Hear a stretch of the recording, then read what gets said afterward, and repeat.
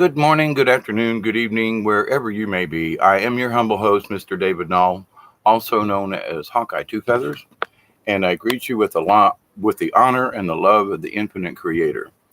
And I'm here this morning, almost. It's 10:54 p.m. Eastern Daylight Time, um, here on the East Coast, down here in Southwest Georgia. And I continue to pray for each and every one of you and hope that your life, in whatever way, shape, or form, is blessed. And always try to look for the good side of things, even when, when there's crap falling from the sky, turn it into fertilizer. Anyway, had a video about a day ago. I'm a little foggy as to time anymore, but my recent one. And towards the end of it, I touched on the subject. And as I said in the chat over here that I posted, Spirit's kind of been nagging me all day long that this is a subject I need to talk about on its own. So here we go. I'm probably going to repeat some things that I said in the last video at the end, but this video bears to stand on its own about illusions versus reality, original sin, false doctrine, and etc. So as is the title of this video. So let me get into it. Now, there are people that are bandying about the word illusion, that life is an illusion. Now, we have to just stop and, hello, Pamela. Got it. Thanks. Blessings to you, dear. People have got to stop and realize the words that they're using. Words are very important, and people are throwing words around without really understanding what they're saying, and they in themselves are promulgating, not, I don't think willingly now, understand this, but they think they know what they're talking about. So they use the words like, well, life's just an illusion. And then people go, what? And if you don't understand, and if they don't break it down, people go, wait a minute, life's an illusion. I just went out and touched a tree. So you're telling me that life is an illusion? I'm doing a live stream video. Is this an illusion or is it real? Live or Memorex, for those of you who remember those commercials. But the idea, though, that some of these folks, and a lot of folks are using this life is an illusion kind of thing. We need to just sit down and look at what illusion is. And what do they mean? Now, as a shaman in training, life is not an illusion, because as a shaman, you bring things back down to basics, to basic nature. Can you touch a tree? That's real. Is it an illusion? No. Creator very rarely ever gives humans or the planet or the earth, however you want to look at it, very rarely gives us an illusion. The illusion is our perception. So, for example, a beautiful rainbow in the sky, is that an illusion? Well, to Native Americans or folks way back when, if they didn't understand it was the sun shining through raindrops and creating the rainbows, it was magical.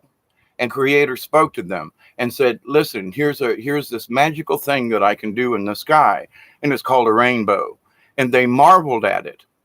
But were they stupid? No, they marveled because it was like the simplest of things. Sunlight on a raindrop, rainbows. Wow, how cool is that? But is it an illusion? No, it's a reality. They can actually see the rainbow. So when you go back into basic shaman, hi, Maverick George, happy Sunday back at you. So when people say, everything is an illusion, illusion is created by man, okay? Creator doesn't create illusions. There are realities from our perception of things. Oh my God, that rainbow looks like an illusion. Or in the clouds, we can see animals. Oh, is that an illusion? No, the cloud's real. It's our perception of what that cloud looks like and how the wind turned it. And I've seen some clouds that I seriously wonder, if the angels aren't sitting up there going like this and molding them for me. I mean, whoa. And I know there are many of us who've had similar experiences with clouds that appear as a certain thing. And you go, I was just thinking about that, so where does that at? But is it real? Well, it appeared there, the cloud was there, didn't last for long. I couldn't get my camera to take a picture. But, in our reality, I saw it. My perception from where I'm standing in South Georgia, it looked like a dragon to me. Okay. And that meant something at that moment for me. Is that reality or is that an illusion? It's a reality. Now, so here, let's go into, I'm talking about reality. So as people have progressed, illusion has transpired. So, and I'm going to use Native Americans, for example, because I've studied them, but it goes to many basic Native religions, or I don't know, not religions. Sorry. Natives, ceremonies, and beliefs. Now, people see these guys dancing around with these big horns on their head and they're doing these things, and they say, oh, they're worshiping Satan. Oh, it's some kind of pagan ritual. No. What it is, it's a representation of the animal spirit. If it's a buffalo, they are representing, they're telling a story to the land, to the buffalo, to the great spirit, that they are honoring this with a story of the buffalo by using a buffalo horn or head, or sometimes I had a friend of mine who was like 6'8". He was a huge man, and he had a bear skin, and it was, he was bigger than the bear skin, and he got it. The bear tried to get him, and he got the bear.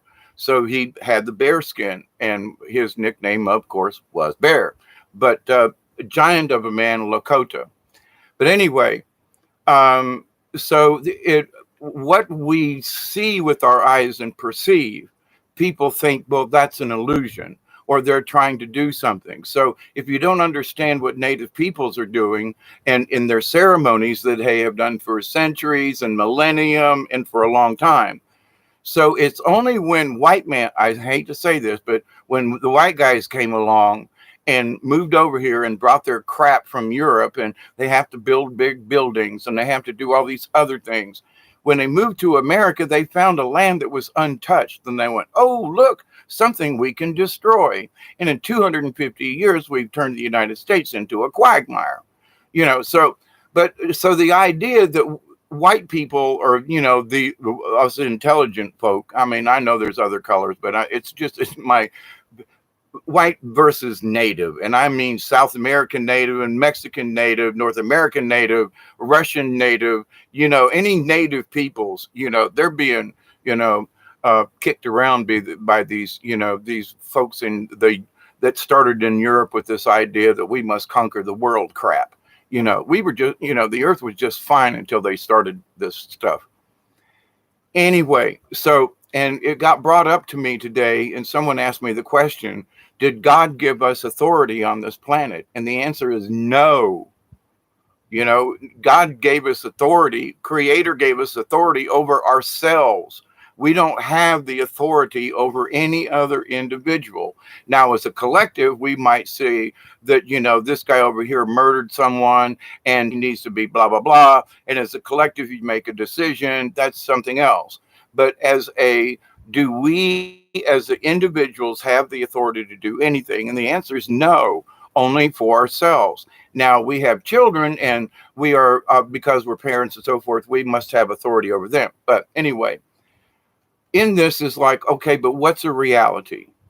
All right, so these basic things that are millions of years old, caveman, otherwise, these are basic things that the shamans and people of the planet understood. Now let's fast forward now into, they came over, had the war, America, blah, blah, blah, industrialism, and here we are.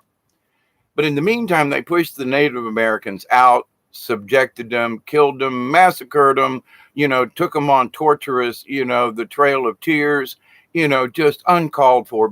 So the white people could have the land. Down here in South Georgia, same thing. There are families that hid and didn't go on the Trail of Tears and hid their anyway. But so the idea, though, that do we have dominion over this planet? No. So this is where the illusion starts. Okay. Native peoples understand.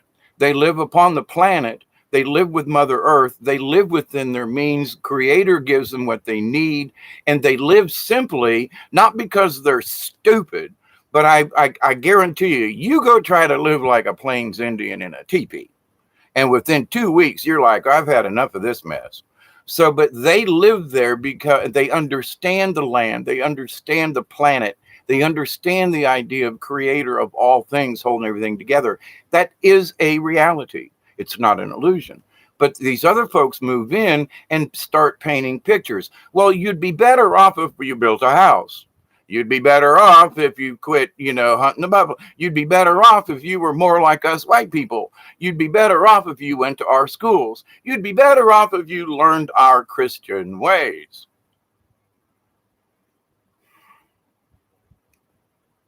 They brought the illusion. The illusion is created by man, not by God or by creator.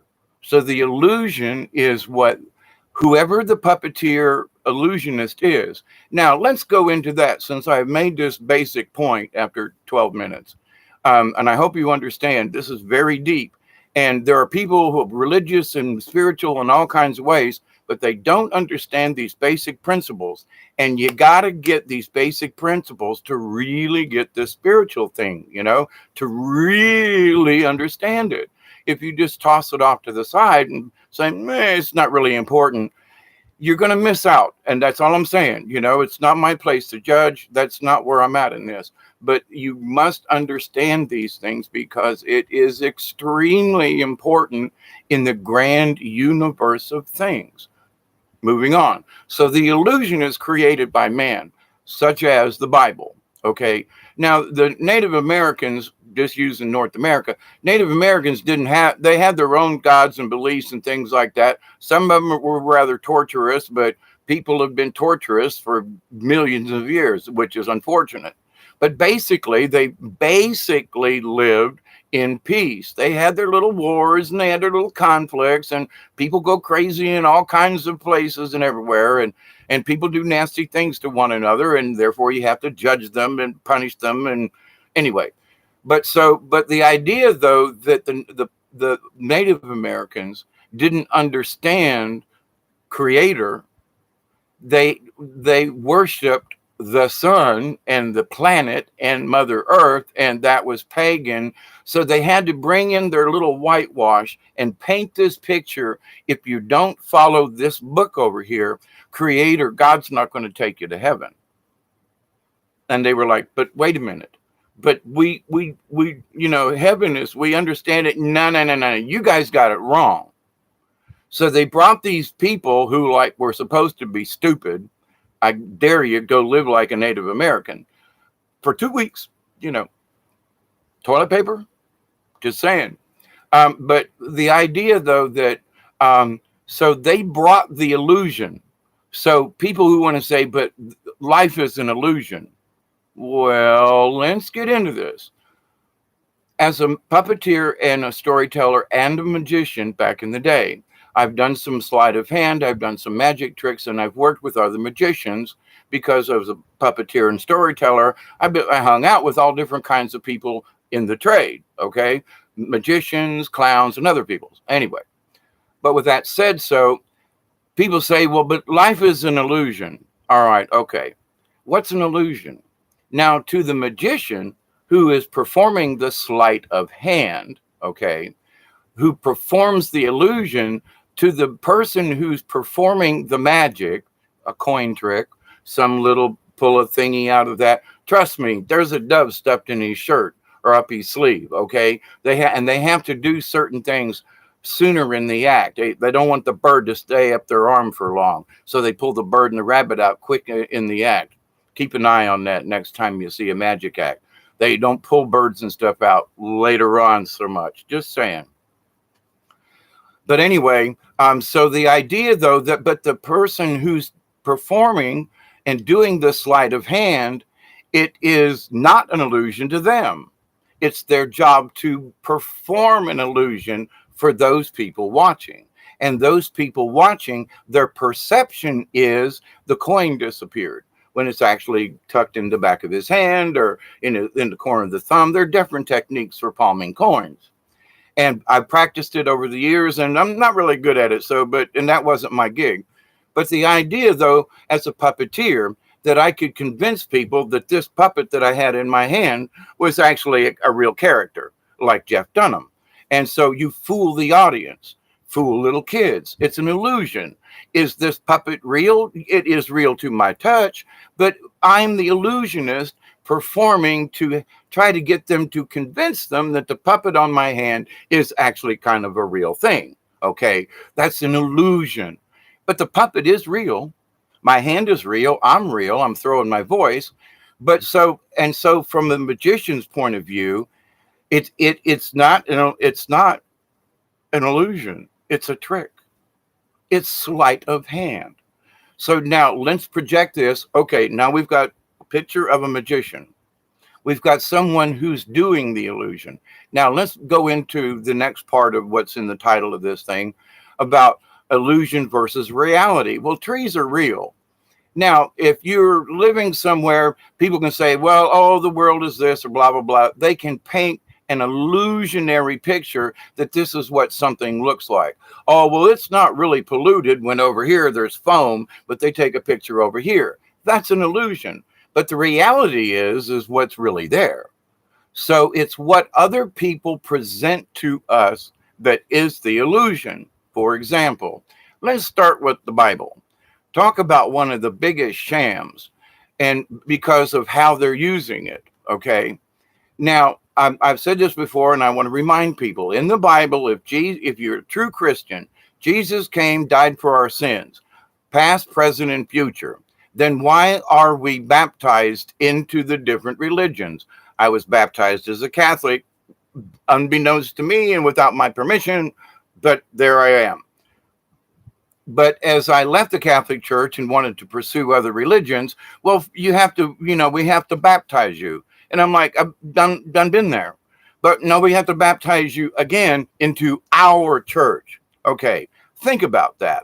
And it's across the board. Any church you go to, they want to baptize you into their church. Not for Jesus' sake, because if you understand what he said, the basics, and that's why the rest of it is an illusion. They present doctrine to us in the guise of a church with Jesus' name stuck to it, and it's his word. Wait a minute. If you listen to what he said, then I don't have to be baptized ever. Now, I don't know if the Catholics did it, but it's in Catholic doctrine. Original sin. When we're born with an original sin. Now, I want to know what the heck I did as a spirit being to come into this body that I have sinned.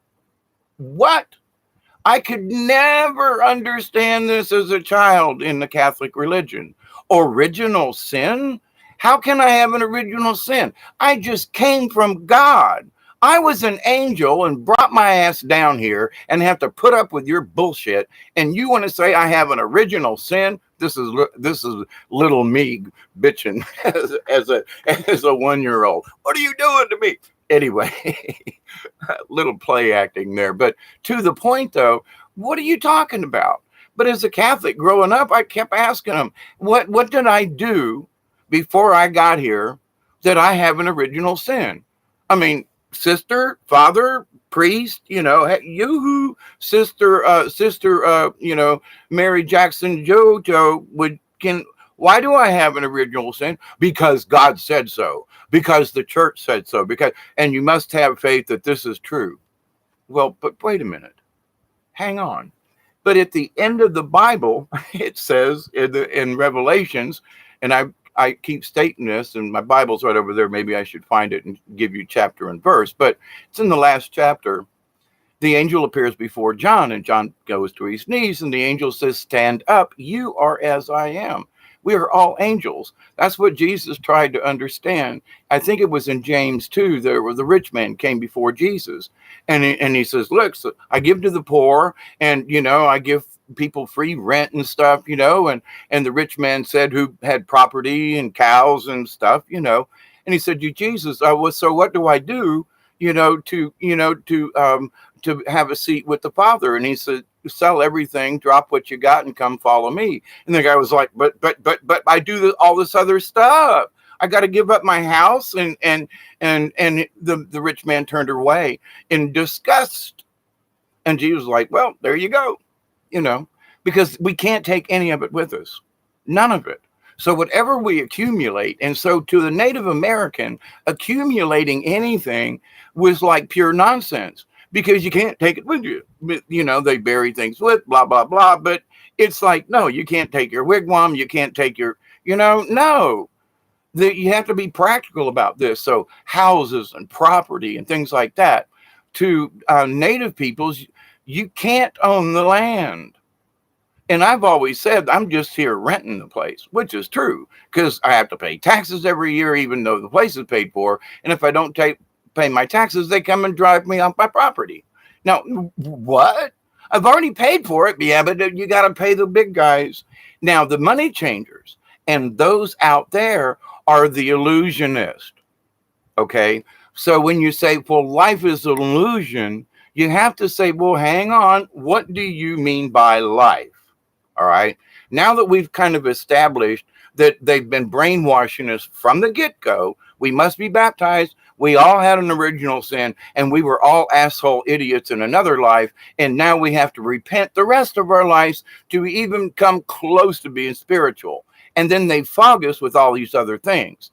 But when you get right down to it, when you go back to the basics I just described a few minutes ago, 10 minutes ago, about the shaman basics, when you die, that's it. You go somewhere else. You can't take anything with you. So what's the purpose of accumulating stuff? Now, I'm guilty of accumulating stuff. I got a whole museum of things here in my house, of crystals and things I've accumulated over my 36 or 7 years of living here. And, so it's like, I am what I am now. I got to admit, I've stopped bringing things into the house, but to the point, I've collected a bunch of stuff. But we have to go back to the basics. So the doctrine of churches is what they made up, okay? Not what Jesus invented, all right? Jesus said you can't take anything with you. You know what? He always taught out in the field, out in the meadow, out or whatever. If people were hungry, he always fed them. He never asked for anything. So all this doctrine through the churches, it's all about giving to Jesus. It's giving to the church in honor of Jesus, when very little of the money to any of the churches actually gets to anybody that really need it, okay? That's just the bottom line. So the illusion is what these people have painted. And now what's happened is so many people have believed this illusion that it has become their reality. So the illusion has become a reality. There were some kids that I did puppets with that swore the puppet was alive. They swore it had a mind of its own. But in my own craziness, there was a little part of my brain that was like attached to the puppet, and it kind of had its mind of its own. Things popped out of my head just out of the blue that floored me. So it was like, yeah, maybe he is a little real up to a point, but it is through me that I'm channeling these little crazy critters that I do as puppets. But anyway, so I have been an illusionist, and one of the reasons why I show my ugly face up here is that I cannot be an illusionist with my face. You will see my true feelings. So in doing this, it must be understood that I am not an illusionist. Now, I'm trying to show other people that you can be the magician. And I don't mean as a magic thing or whatever, but when you understand how the trick is done, then it's no longer an illusion. It's a trick. So for people to group the whole, all of life to be this illusion, it's only from their perspective. So the illusion, if somebody's standing behind me or beside me and I'm flipping a coin, they can see the damn thing on the back of my hand, but because I'm facing forward, you can't see the trick. So it's the illusion, it's the perception. So but anybody backstage is like, I saw that. I saw the trap door. Yeah, did you see that? Yeah, he had a thing. Yeah. There's a trick. Okay. You don't think they dunk people in tanks without a way out. Just saying, And I worked with people over the years who literally, when I helped dunk them in the tank to get out. And one guy, he had an issue and got water up his nose and liked to drown in this thing. But anyway, but to the point though, it is an illusion. So once you stop and say, well, wait a minute, what is the illusion? Well, hang on. Wait a minute. Let me look at the real things. All right. So is New York City a real place? Yes. Do good things happen in New York City? Yes. Do bad things happen in New York City? Yes. But what is the illusion? The people say, "Woo, New York is this and that and blah, blah, blah, and look at blah." But now that could be the illusion. But New York City is still a real place. I mean, it's still got people. It's still got this. But what do the people in the media or magazines or you know what I mean? So, but what picture do they portray? And that is the illusion. Sometimes it's part real and sometimes it ain't. So we have to say, well, wait a minute, but New York City is really real. I went and touched a building there. Yeah, okay. I went to where the 9/11, and I went there and saw, yeah, okay. So you know that part is real. So, but the illusion is what they want you to still believe, how it happened, what the this and all that. They still are painting that illusion, but New York City is still a real place. There are real people who live there. And so, all right, so illusion, reality, there are illusions within the reality. So you say, here's a building, but if I take a picture at the right angle that shows these things and blah, blah, blah, it looks really cool. But when I take it face on, it's just a concrete building and no special features. But in the right light, in the right angle, you turn this thing into a thing of beauty because how the light shines off of it. So you give this impression. It's the illusion of what the building looks like all the time, when actually it's only looks like that for maybe 5 minutes every once in a while. And you just happen to catch it at the right angle at the right time. And that's where it is. Okay. I've taken pictures of sunset and things. I mean, I've stopped in traffic and pulled over to take pictures because if you can't get it right then, it ain't going to be there in another minute. Things are changing. The light is changing. You got to get it. But does that mean that the picture I took is an illusion? No, it was a piece of reality. But people would look at the picture and go, well, that the sunsets must look like that all the time. Well, no, I stopped and took a picture because it was rare. Like, wow, but these do happen, and isn't it cool? Share. But no, do we have a sunset like this every day? Nah, but but there are people who would take the imagination, for example, a picture of Hawaii and the palm trees and the swaying and the thingies. And it's like when they get there, it's like, well, there's palm trees and there's sand, but it ain't quite what I thought. It could be better, it could be worse, but their perception of what it looks like is through film, pictures, movies, etc. But until you actually go there, put your feet on the sand, have the ocean wash up on you, you don't understand what Hawaii is like. So is it an illusion? Did someone paint a picture for you? Did you paint your own picture of what Hawaii should look like or how the sea should smell? But is it an illusion? So people who continue to use this word, everything is an illusion, I must caution and say, hang on here. What part of this is an illusion? Because you're trying to convince people that everything is an illusion. Now, as a shaman, we understand that when we pass on and become a part of the Great Spirit, the source, the energy, and we retain ourselves, we go back to our spirit self. Oh shoot, I lost where I was headed with that. Time for coffee.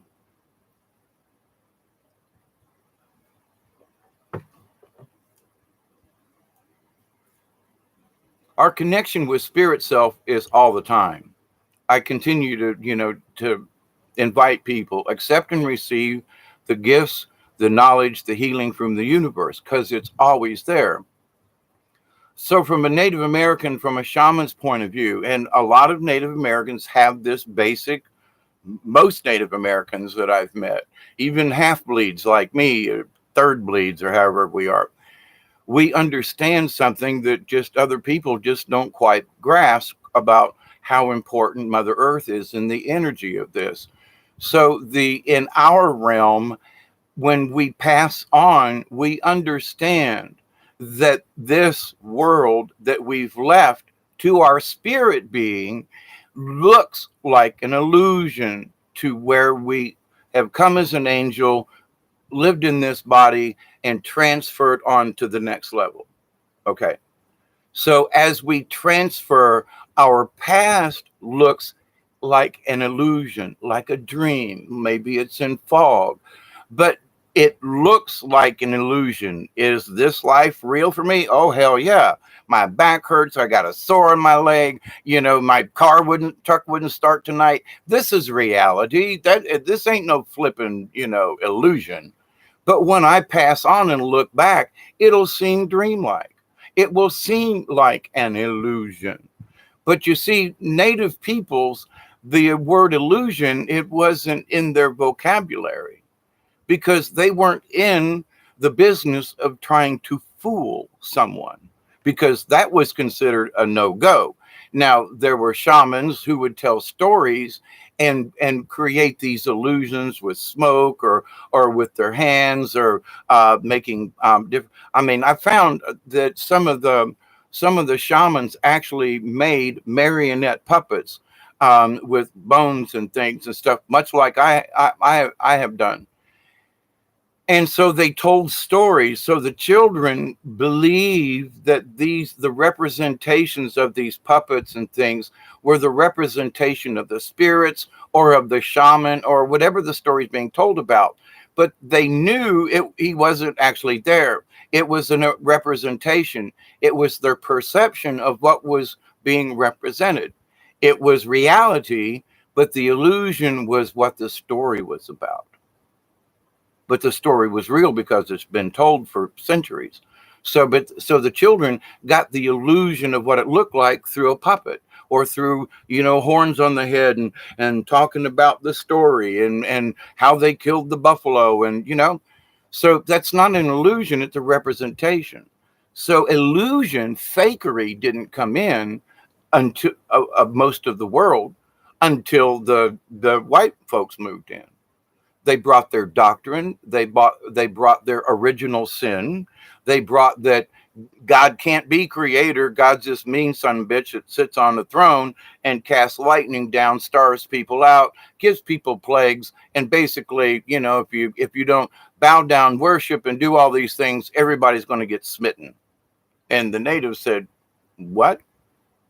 Our creator doesn't do that. I mean, he brings floods, but usually we kind of get warned.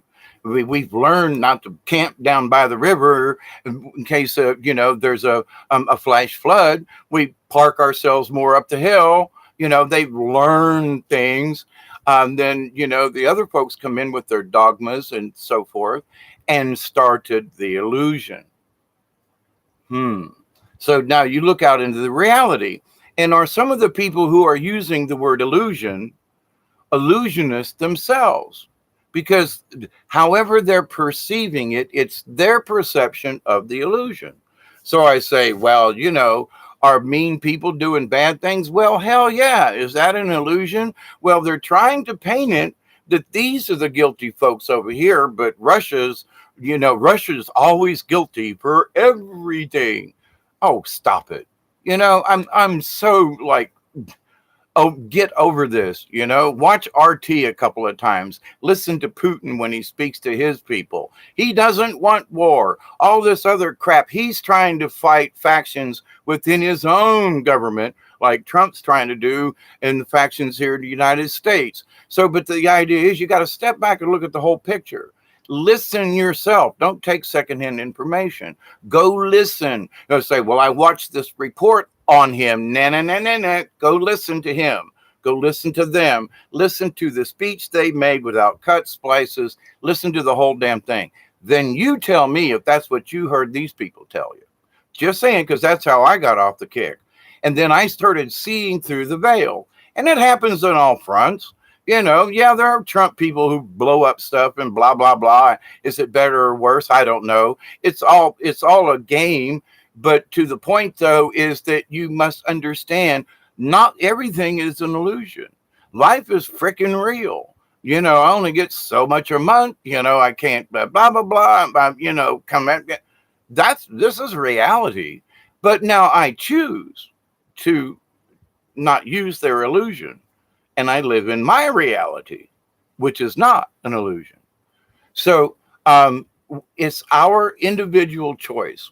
Someone asked me once, said, well, what about Creator and what about God? And did he give us this and authority and blah, blah, blah? And I was like, listen, Creator gave us free will.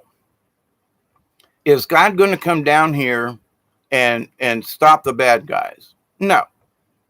We have to do it.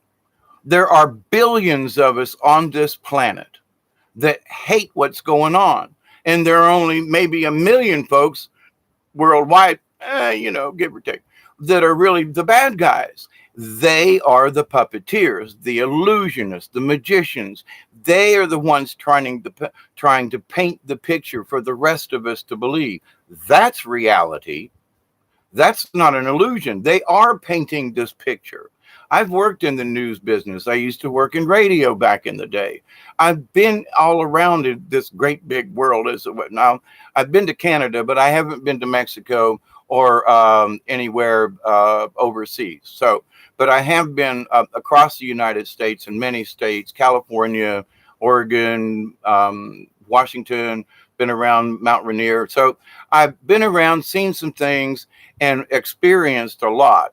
And I'm not dead yet is one of my favorite sayings, but there are places I'd like to go back. But the idea that, America is this good or bad thing, they're trying to paint an illusion that it's not really real. There are people who say, oh, everybody is, how do I put this? All rednecks are racist. Now, look, I know a lot of rednecks, but they've got a lot of black friends that they go fishing with, or that they do catfishing, or maybe they all get together and part of these folks come over here and the redneck blacks get together with the redneck whites. I mean, what? But if you painted this picture, oh, well, the South, we're all a bunch of heathen, blah, blah, blah, or we're Bible thumping Baptist, or, so they paint this picture of who we are. When if you come and visit us, you go, wait a minute, this ain't like they said it was. It may be better or worse depending on the situation. But the thing is, there are illusions painted all the time. When I worked down in Thomasville, Georgia, for example, I worked with some of the folks in the Chamber of Commerce, and they always wanted to be the prettiest town in Georgia, and so they would clean up the streets. And as a curator of the theater at the time down there, which is on Main Street, they would come by and I would help out. And we were proud of Thomasville. It is a nice little town, and there are some good people there. But there's some rich, we won't go there, but who are controlling factors. And I mean really rich. Gulf Oil, Standard Oil, big plantations go way back. But to the point, though, so, those of us understand it. And we work around the idiots, if you will, And but the thing is that if any one of these idiots got out of bounds, trust me, they'd end up in the swamp somewhere. Just saying, because people would say, I'm sorry, you're doing this and this and this and this, and we've tried to stop the other ways. somehow you're just going to end up in the swamp somewhere. Just saying, it has happened. Folks have disappeared and never, quite. And there have been some good people that have disappeared because they were going to rat on the bad people. But, you don't ever hear about that kind of stuff. It's really hush hush. But so that's that they paint these pictures. That's the illusion. But when you go to a place and you touch it, feel it, experience it, that's the reality. So what do these folk mean by life's an illusion?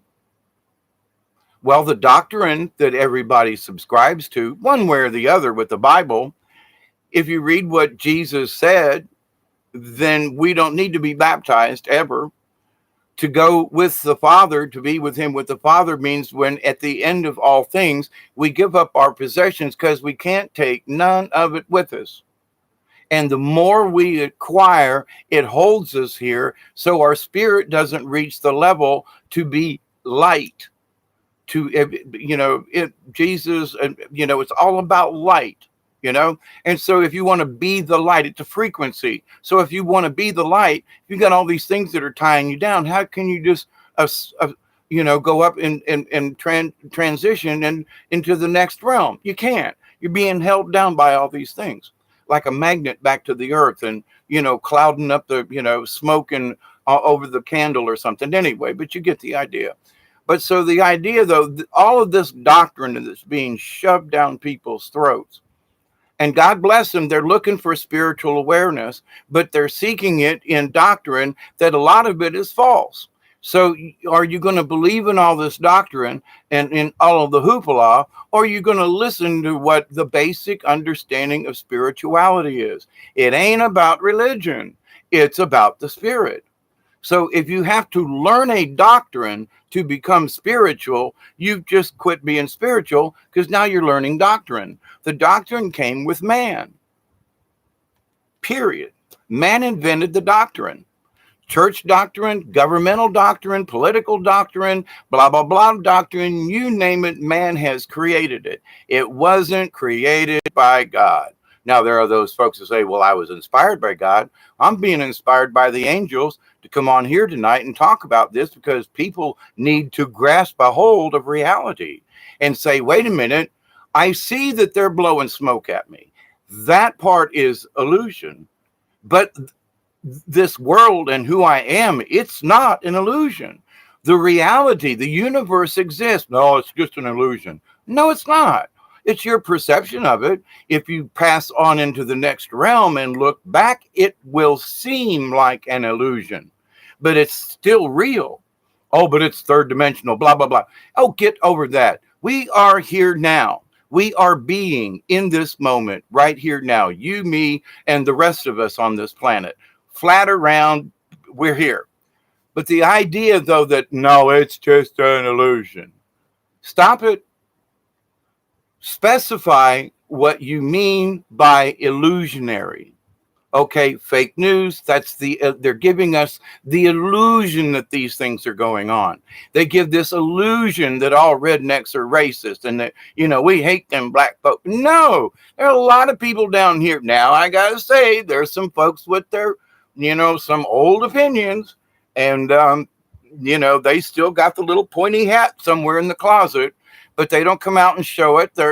Everybody has learned, to get along. So even though they may feel, well, you ain't moving in my neighborhood, but I'm not going to hunt you down and lynch you anymore like we used to do in the old days. So has there been a change? Yeah. And some of them folks are finally getting out of here. And they're being replaced by the white kids playing the black music at Grandpa's house, who's really pissed off because he's hearing boom, bata, boom, bata, boom. You damn kids, cut that out, And these are the rednecks around here, Don't go to Grandpa's house playing that hip hop music. So it's like, but at the same point, so things are changing. Things have been changing. But the thing is that the perception that they want to portray, all us rednecks are like this, well, wait a minute. No, we're not. You keep on with your crap and I'll show you what kind of a redneck I am, maybe. But I would rather sit down and talk to you. But if you keep poking me I'm going to whack your finger off, I might not take your hand or your arm, but your finger's going. But I'm going to warn you ahead of time. But so you can only take so much, and and some people have a short fuse. I'm learning to my fuse is much longer than it used to be, as far as anger and temperament. But to the point, to the illusion of things. So I asked folks, before you go listen to these people, and I'm sorry somebody was started on this and a live stream I was listening to a couple of days ago, and it just stuck needles and was stabbing me in the back, and I was like, no, please don't tell people that, because you're giving them the wrong impression. What we need to do is establish what truly is real. Yes, life is an illusion of sorts depending upon your perception. But if you understand the basics of the shaman, of the Native American, of native peoples, okay? And you got to go back to this, because the folks upstairs are looking down at us going, they've lost their way. They don't have respect for the earth. They don't have any respect for each other. They don't have any respect for, the planet. How in the hell are we going to land on their lawn and go, hi, we're from Alpha Centauri or something? And the people go, howdy, y'all, you got any, here's some water in a plastic bottle, come on, cut it out. And why didn't you come before? Did you bring anything? Did you got a present for me? Cut it out, So the arrogance of human beings. No, God put me on here because he gave me authority over the planet. No, he didn't. No, he didn't. That's part of the doctrine.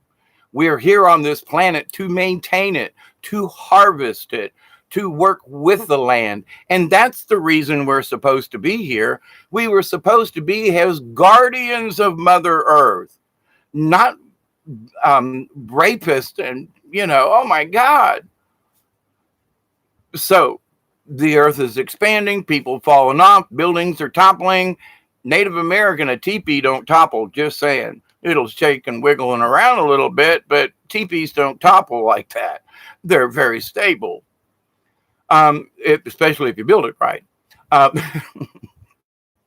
And as just a little sidebar on this, there's a channel that's out there on YouTube of this young lady who goes out in the wilderness, and she was building this teepee. And I thought to myself, in several that she put out, and I looked and I went, oh my God, dear girl, whoever goes with that thing, you went to way too much trouble, and it's wrong. A good wind's going to knock it down. And I was like, I don't know where you learned this. You obviously didn't learn, but okie dokie. But, there are thousands of people watching her video and clapping, and I'm like, oh, man. But anyway, just a little sidebar there, back to the main subject.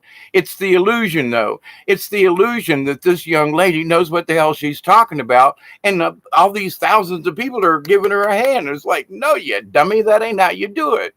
But, I'm going to try it like she does. Okay, wilderness survival, y'all going to die if you watch this lady about that. Oh my God, please, that's an illusion. Now, in her world, she's actually doing it. But in reality, when I look at it, I go, oh my God, you're good. If you really had to survive, you're going to die. You're going to die. I'm sorry. But if you're dependent, you're going to die. That's reality. It's the illusion. Look, I made this little thing. We did a video living by a stream, and then I'm going home.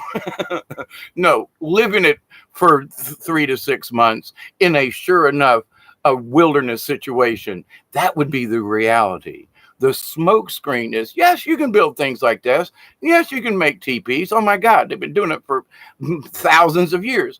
But to all of a sudden that you know how to do it because you saw a picture of it, that's the illusion. But the reality is you can do it with the proper tools, and it doesn't require much, a little bit of common sense and blah, blah, blah. That's the reality. But the smoke screen is how this young lady seems to know all about it. I know all my native friends are going, oh, white girl in trouble. White girl in trouble. I'm sorry, I could hear some of these sit around going, white girl in trouble. Never work. And not laughing at her. I'm the one that's doing the laughing, by the way. There's a lot of activity going on right through here, and there aren't any bugs in the house. Just saw another flying thing go by here. Anyway, it seems to be a lot of activity. But so in the reality of things and of doctrine, so there are certain doctrines, for example, for me now, I would consider the Constitution to be an accurate document, even though folks keep trying to change it and talk about it in other ways. That seems to be a stable thing. And that doesn't seem to be something that's been whitewashed. Now, since then, there are those folks in the United States who have done some things like all of our names are in capital letters. The United States is a corporation. And so that is the illusion. Okay. The reality is, yeah, the Capitol building's there. Yeah, the laws exist. Yeah, the Constitution is here. But they have given the puppeteers, the magicians, whoever it is, have obfuscated things and have created this illusion. And they changed it on us. And we were like, what? Sleight of hand. It was a magic trick. So the illusion is it's operating this way, when actually, if we go back a step and step back behind the line and go, oh, holy crap. They did a magic trick on us, and we have all been living their illusion to us. Okay. It is a reality, but the illusion of that's what it's supposed to be, that's the trick they pulled on us. And they've done it with the Bible. They do it with church doctrine. I've sat around in meetings with people who make up shit and go, well, this is what we're going to tell everybody, and they do. And then everybody believes the lie and passes it on. And I sit back and I go, man, that ain't right, but okie dokie. Everybody agreed. And I raised my hand too, because I was like, what chance did I have in fighting on something like this when, 12 out of 13 people agree on something? No sense in being a butthole about things. But anyway, so what is the illusion? What is your point of view?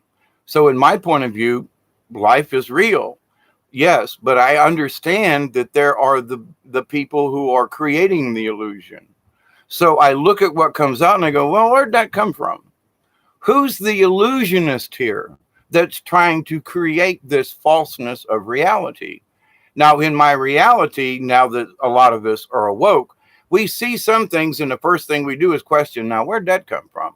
And not to say that it isn't real, but we have to be so careful now to go, wait a minute, I'm not sure. Now, I try to verify my stuff like, pictures of the orbs and things like that.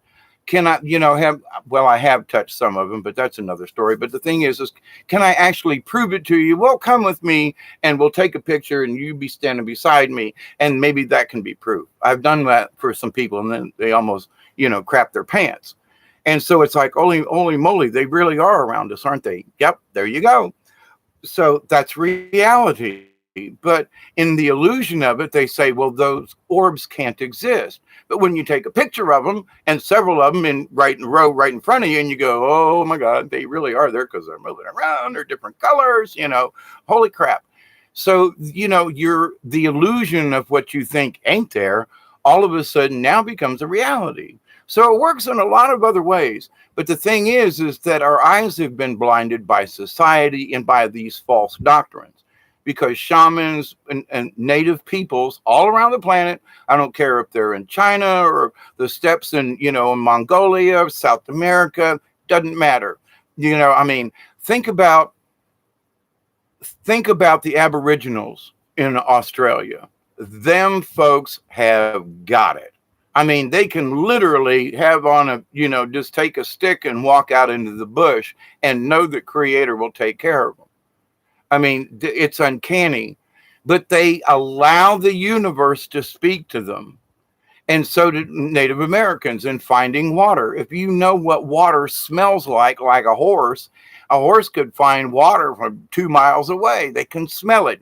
How can a horse smell water? Well, if you learn, you can learn how to smell water. You can learn how to find things. But with all of these illusions of what life is supposed to be, that big TVs, blah, blah, blah, blah, big car, okay, the whole drill. But so a new Ford is a new Ford. You can't say, well, that's not reality. It is. But is it an illusion of what you need? That's the part. It's like, Well, it would have, my story about, what you want in life. You need a car, but, somebody gives you a Chevy and you'd rather have a Ford. But the thing is, though, good transportation is what you want. It's something that's comfortable. Okay. Does it have to be a particular brand? I'm just not trying to, but the illusion is that this car is better. That why did the person pick a Ford instead of, oh, good, a car? Because somewhere in their brain, they were given the illusion that a Ford's better than a Chevy. I mean, there are folks down here, don't even start with them, these rednecks. I'm a Ford person, I'm a Chevy person, or a Chrysler, whatever. And don't even get started, if, you want to not have a beer can thrown at you or bottle, that hurts a lot worse, by the way. But anyway, they're not that bad, but I mean, some of them will tussle over it if they get right down to it. But to the point, though, but what makes them that way? It's their illusion that this car is better than that one or this thing, whatever it is. So, but in their own mind, they create that illusion that only a Chevy is good enough.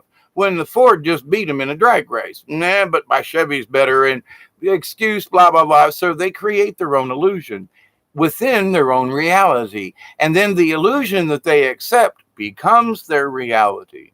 So if you accept somebody else's illusion and you didn't see where the coin went, then you would swear to God upon your death that that coin disappeared.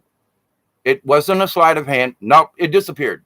He's evil. He transported that coin from some magical means from this hand to this hand.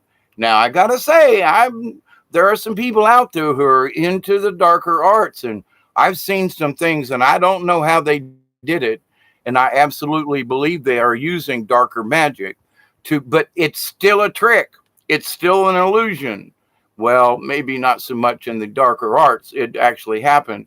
But they're trying to create an illusion to you. That's the whole point. They did a trick, even if it is real magic, which only a slight amount of it really is out there. But there are those who do it. Anyway, but as an illusionist and as a magician, just go online and look for simple magic tricks and then do it to somebody. Try it yourself.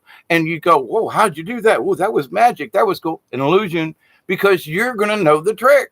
If it's a card trick and how many you count or which one you flip up or something like that, it's the trick, but it's the illusion to the other person. So who becomes the illusionist? If you're dealing the cards in the magic trick, you're the illusionist and the other person is the one getting hoodwinked. So, but both of them are real because you're performing the trick. So it's a trick. To the other person, it's an illusion. Get it? But they're both reality until you show the person how you did the trick and they go, oh shit, well, that's cool. But now they can't be fooled by that trick anymore. Now they get it. So the illusion isn't an illusion anymore. It becomes a trick. So in life, we need to look at these things. We need to understand some of these people who are yapping certain things, for example, they're using this in a broad sense when you really need to pay attention and break it down a little more finer because, oh my God, everything's an illusion. Oh, quiet down. Some of this is.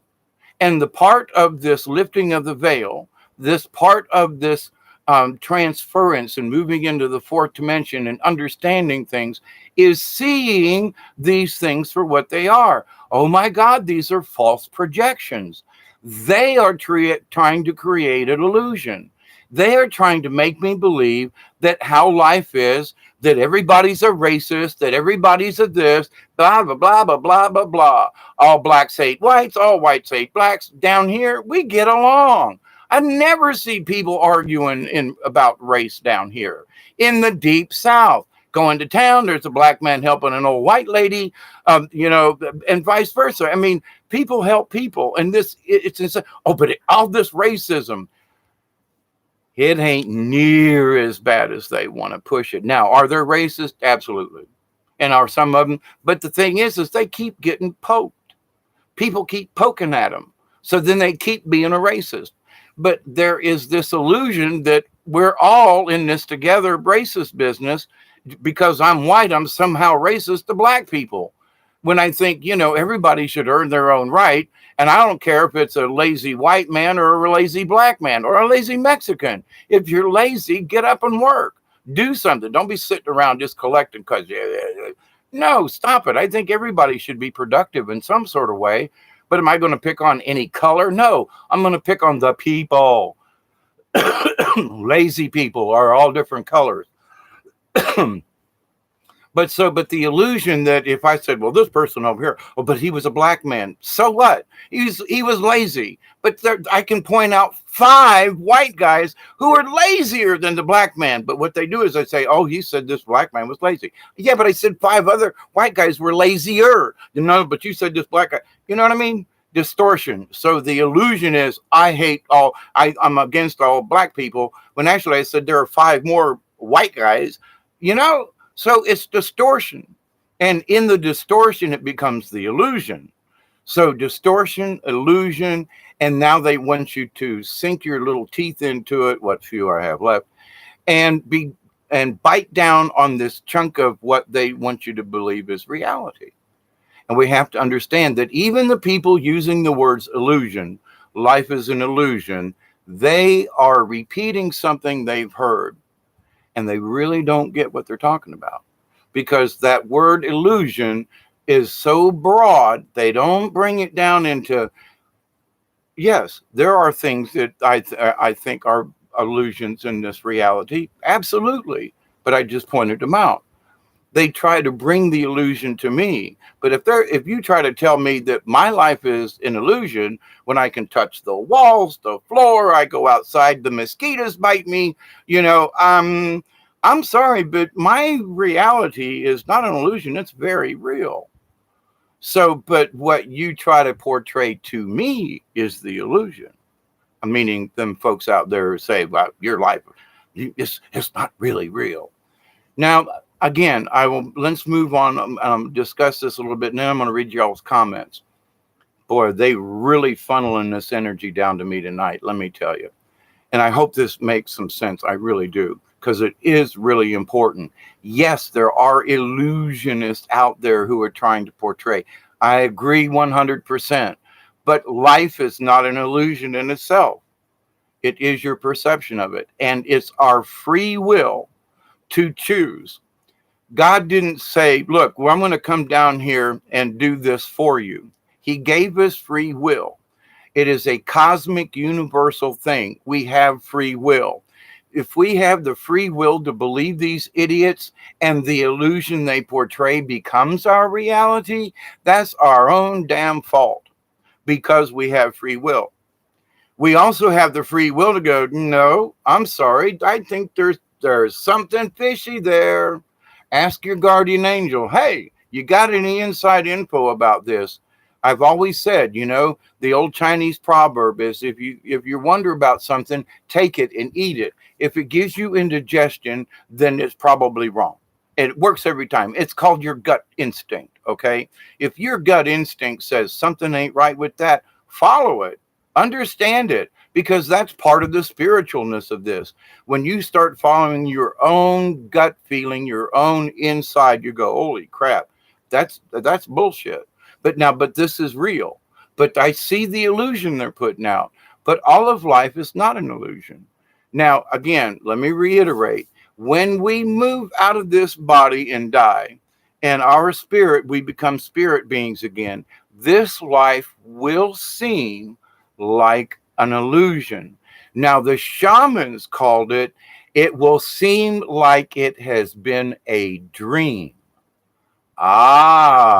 Now a dream is different, well, kind of sort of different than an illusion in a way, but to shamans and native spiritual people, dream walking is very important. So dream walking is real, but so that to go in to become a spirit and go back to the dream state, if you will, it will seem dream-like, in that all of my life will seem like a dream, good, bad, or whatever, but it will still have it, versus an illusion that it never happened at all, that it was just fake.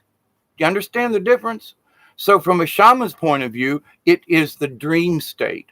and in shamans, and a lot of people like want to learn how to astral project, dream state. So people want to get into this other realm. They want to learn how to walk in the dream world. Okay, fine. Be careful what you do. Especially now, there's some creepy shit going on out in the in the other realms. Like right now, there's some fist fights going on. Let me tell you. But anyway, um, but to the point though, that so you must understand that in certain ways, the idea that life is an illusion, all of it, is partially true. Partially. It is real now, and understand that it is. Understand though that there are people who are trying to pull the wool over. They're trying to shuck and jive us, as they say in the carnival. Man, the guy's trying to shuck and jive me, No, no, no, no, no, no, no, no. There's shills out there. And, politicians, countries, you got it. We've got a chicken plant down here in South Georgia. And all of South Georgia has become one great big giant cesspool of the runoff from all the chicken crap. But they want to paint this picture that, but look at all the money. Look at all the industry. We have jobs for everyone when the environment down here is toast.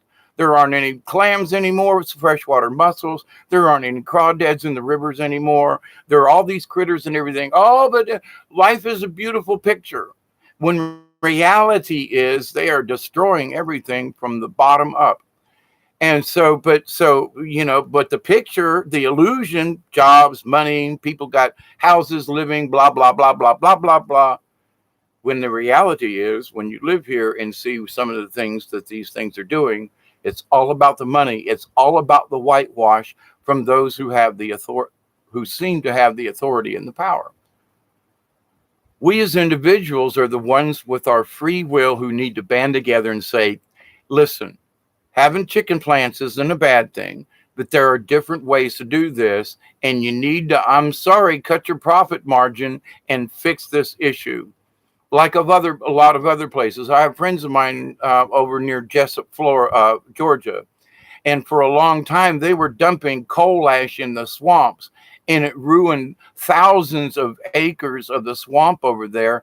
And they finally got the EPA to come back in and point a finger at them, and they have to clean it up. But they already did a bunch of damage. But it was a bunch of wetland. It was a bunch of swamp nobody wanted. So they bought up these great big tracts of land and started putting coal ash in there. And all of a sudden, after 8 or 9 years of this stuff, and people getting sick and the water being contaminated, because over around Jessup, they ain't very high above sea level, period. So you dump something in the water, it's going into the ocean, it's going into the aquifer, it's going into people's water and the systems. But nobody knew until people started getting sick and dying. Now, like, what? And it's going all over the place. This is going on all over the place. There are solutions. I've worked in industry, so we as individuals, we as the people on this planet need to say, hang on here. We need to take control of the few who are ruling this. We need to stand together. How we do it? Lots of different ways. But until we, the populace, start saying, sorry, yeah, I want my job, but I also want to be able to fish in the river.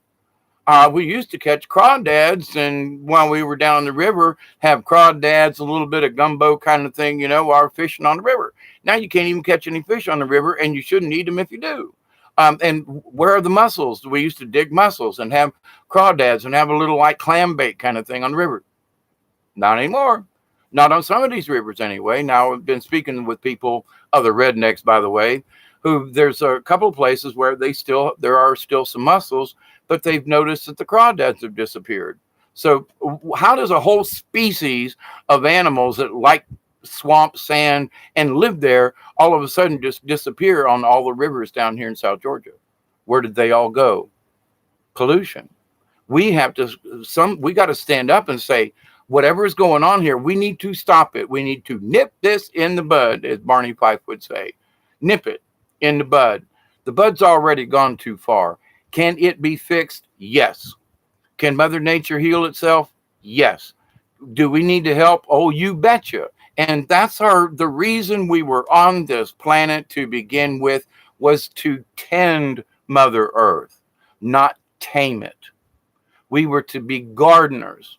It was the whole planet. If you can think back to the 1800s, 1700s out in middle America with thousands of buffalo roaming and the Great Plains and the this and the that, and you think, oh my God, that's the Garden of Eden. And the white people moved in and destroyed it. I mean, they come in here and destroyed what I considered the Garden of Eden. I can't eat fish out of my river. There ain't none. The crawdads are gone. There are no mussels in my river, in my backyard, because there are 4 giant chicken houses north of me of just a couple of 100 yards off the river. So when it rains, all the chicken poo and everything and all the sediment, it all gets into the watershed, and after years and years and years and years, it's killed all the bottom stuff. Not many frogs anymore. I haven't seen the otter in forever, which fed off of the crustaceans and the mussels and things. So the otters don't have the food source they used to. I mean, so they're destroying the ecosystem from the bottom up, and nobody seems to give a shit. But I have the free will, so I talk about it, and I'm trying to get people. I don't want to go in with a big sign that goes, stop what you're doing. No, I want to get people aware of things, so we go, listen, we see what's happening. We all agree this is bullshit, but we also want a solution. And we know you can do it if you just try. There's a better way to do this, but we should all agree on it. And the people in Colquitt County down here, we need to agree that these assholes who have contributed to this, we need to make the decision. They're not going to do it for us because they think they got away with it. Not yet. Now, I might wake up dead one day because of my speaking about this, but I haven't mentioned any names. I'm just saying, here is the overall problem. So the illusion that the county officials would like to say is, look at the jobs. Ooh, move here. We've got this big chicken plant and there's all this stuff and millions of chickens are processed every year and all their crap goes in the rivers, but that's all right. You won't have time to go fishing there anyway. We don't care about our rivers down here. They're cesspools, but it's okay. Only the rednecks know that the swamp's going to hell. And some of them are scratching their heads going, what happened to all the frogs? You used to be able to go frog gigging in the swamps and come home with frog legs. If you could, I dare you, try to find a frog now. I've talked about it in some of my other videos. No frogs. Up and down the river, 5 miles down, 5 miles back.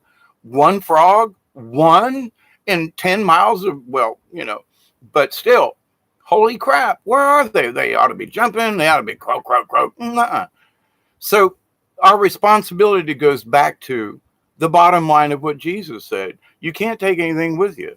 You want to be a spiritual being? Then follow me, meaning you got to leave your worldly possessions behind because you can't take it with it anyway, So what's this accumulation? And why do we have to be in control of anything? We weren't here where it says in the Bible that we were given dominion over the earth. Nah, we're supposed to be caretakers. So the illusion, what do you see? What are they trying to convince you is real? And then I ask you, reach out your 2 little hands and go, I can touch that. Some bitch, it's real to me. But I see the illusion, the smoke screen you're trying to put on me. But is life an illusion? No, my friends, it's very real. And when you take control of these thoughts and you stop listening to some of these people that everything is this, everything is that, they have actually become part of the problem. I'm very sad to say, and I will continue to pray for these folks. They need to understand what they're saying is very important. They want to, and if they keep saying it, they're going to manifest it, which is a topic for another discussion. So I'm a little hoarse. My coffee's almost out. I haven't stopped in over an hour. Let me come up here and Aurora.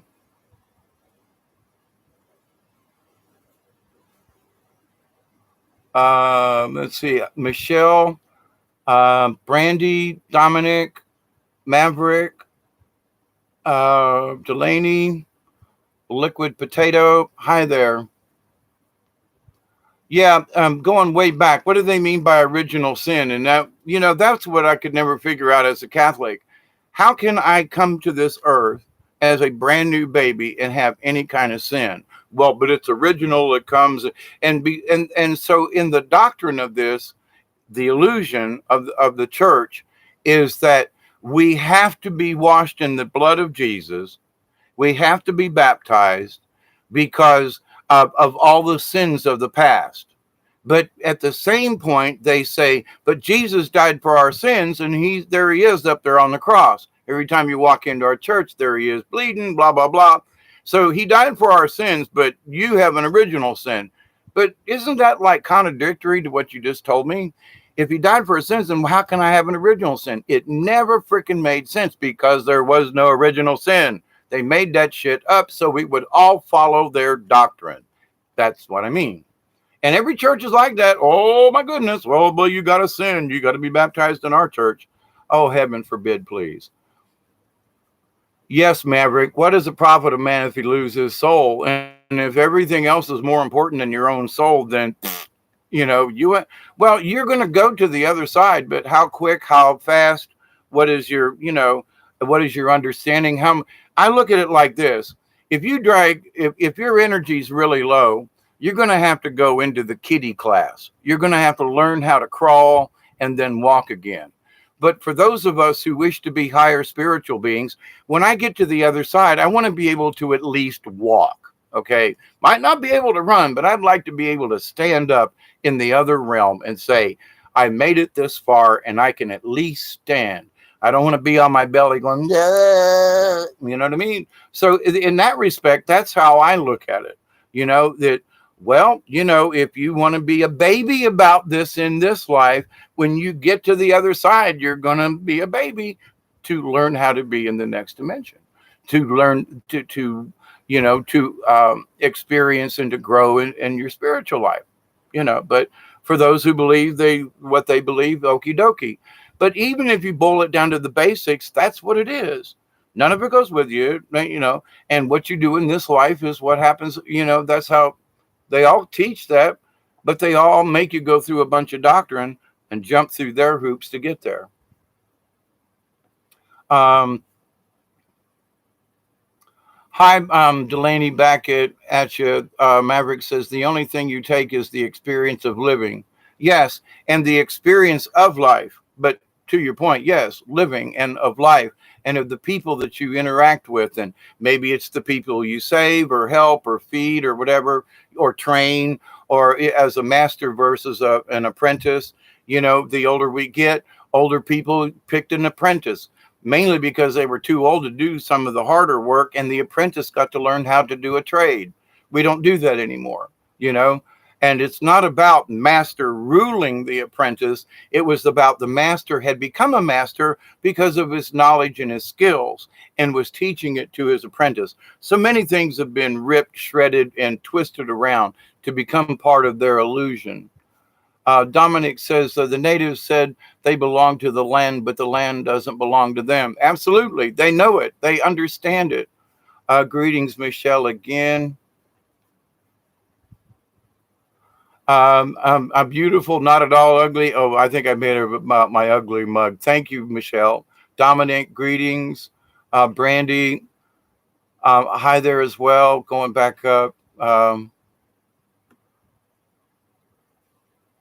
Delaney says, I make it my mission, my daily mission to destroy the black stereotype, destroying the matrix. I'm very agreed. Now I can try to do that on the white side. And I'm at one time I had twice as many black friends as I did white. And I loved my black friends better than the ones because they were like more people. They were, they got soul. I hate to say it, but it's true. Marie, there, hello. The other day, Al Capone flew by in broad daylight. Wow, that must have been weird. Invite the Paranormal Society to debunk. Let's see. Hey, my friends want to do a video. Going to play Redbone, like as in Leon Redbone. Marie, my life is an illusion to others as they don't live it. Thank you, Marie. Same here with me. So another's thoughts about me are made from their own illusions. Very good point. I'm an old hippie dude, live down here in the woods. I'm some creepy weirdo because I've got animal skulls and I've got antlers and I've got Native American things. So I'm this really weird old guy. Don't go down there. He's creepy. When the people, the young people who knew me way back when used to sneak under the fence years ago and smoke a joint with me, because they didn't want their parents to know. They didn't find me creepy at all, but their parents found me creepy.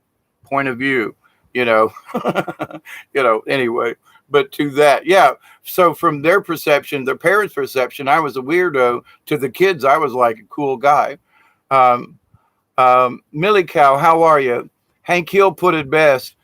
How the hell, what kind of country is this where I can only hate a man if he's white? Very good point. Oh, King of the Hill, there was some really good stuff in there, I gotta say. Marie says, and what I think about others is an allusion to my own imagination. Exactly. It's like, I see other people and how they live and so forth, but I couldn't live it. And so to me, they're living the illusion. I'm the one that's living the true life because I live on the land. My house is passive solar, blah, blah, blah, blah, blah, blah, blah.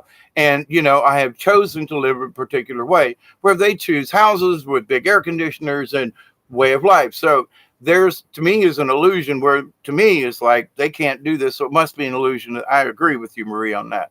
Yeah. But see, again, it's all from your point of view. So Millie Cow, so what you're saying is reality is not an illusion, but the perception of it is an illusion. Exactly. It's what they paint to us. But what you experience, if you can touch it, feel it, see it, smell it, taste it, bang your head on it, it's real. And whoever wants to tell you, I'm sorry, but that's an illusion. Well, not in your world. It's a reality.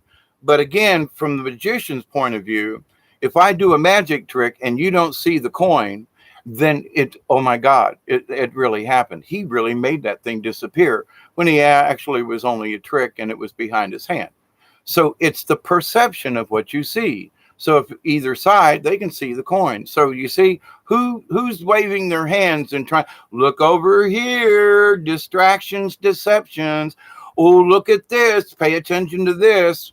If they're trying to shove something, oh, this is how it's going. Everything's going on. Maybe it's just the opposite. But because it ain't going their way, they got to drum it up. Oh, all the blacks hate whites and all the whites hate blacks and all this. Oh, my God. Oh, my God. There are more people that hate Mexicans than blacks or white. But that's just another story because they invaded. But, that's another story. But to the point, though, it is perception. So, yes, how you look at something. Are you the illusionist? Are you the magician? Or are you the person watching it? And from your perception, the coin disappeared. So in the spirit world, it seems like life was an illusion. But is that an illusion? No, it's not an illusion. It's a perception. And I said this, but I went way back up in the chat. So, but to bring the point forward, as the shaman says, it seems dream-like. Not that it was, but that it was dream-like. The whole experience of life. I mean, have you ever gone through maybe you've had a vacation, 2 weeks of pure hell or 2 weeks of pure bliss or 2 weeks and nothing really happened. But anyway, something in those 2 weeks really sets with you. And so in years past, like some of my memories, I look past and I go, that's dream-like, but it happened. It wasn't an illusion. It really did happen, but it seems dream-like. So dream-like is not an illusion. It's just the perception. I know these words rolling around, but okay, Artemis, from what a relative has said, we are all astral plane in our sleep, but only a few can actually remember the experience. That's very true. Our dream states are, now, not all dreams are astral plane.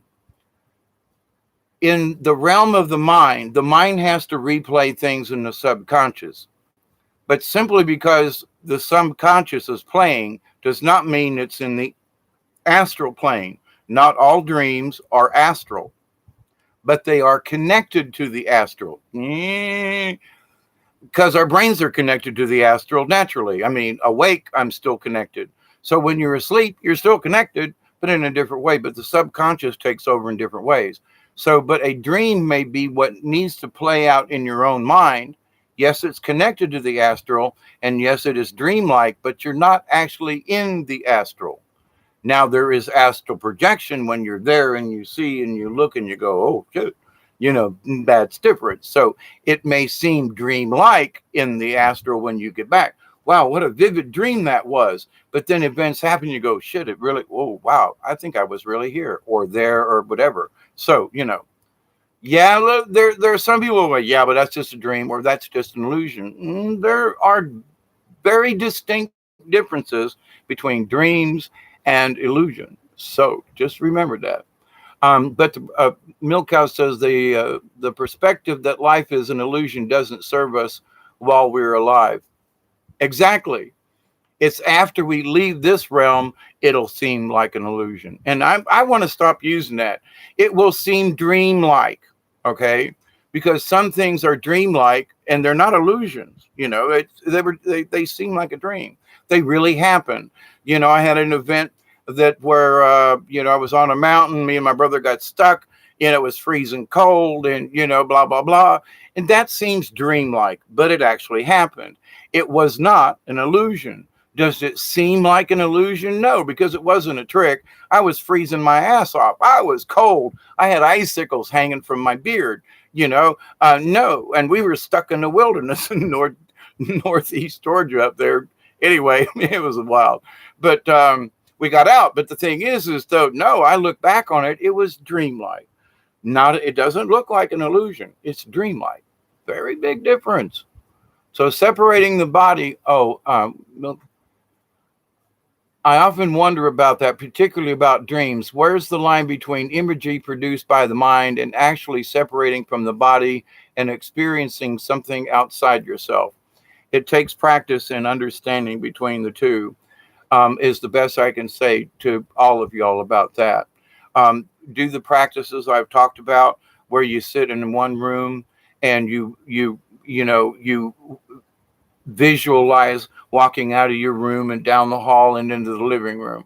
Look around the room and then come back in your mind, and then get up and walk it physically and see what you noticed, then come back and repeat it. And after a while, you will, in your dream state, in your astral plane state, you will literally get up and walk out of the bed and go into the next room. It isn't about floating and things. You can learn that later on.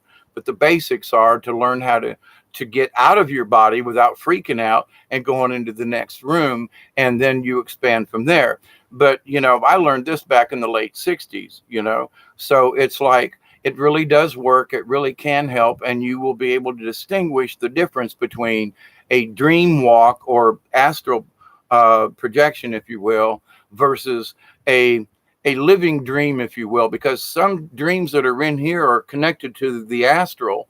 So it's like you're watching a movie without actually going there.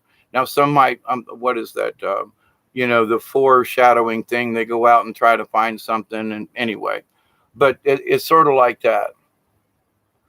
Artemis says, there were the goddess words to be specific, but to compare to an illusion most of us do not see. Thus, our lives are an illusion in the sense we are blind. Is that what you are saying? Up to a point. But the idea, though, if I would suggest that you stop using the word illusion when you may actually mean dream-like, a dream state. I feel like I dreamt it. And like I said, a vacation 20 years ago seems like it's dreamlike to me, but it was not an illusion. It was reality. So there are realities that seem dreamlike, but they are not illusions.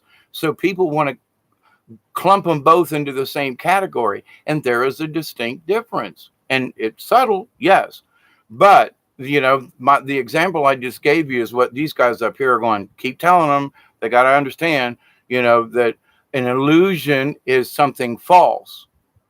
And if you actually experience something, but looking back, it seems dreamlike.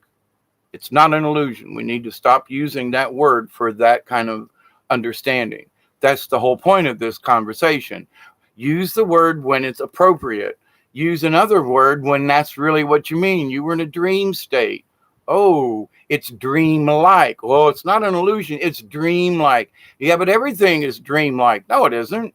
It may seem like a dream after you've lived it, but was it an illusion? No, I actually lived it. I broke my leg.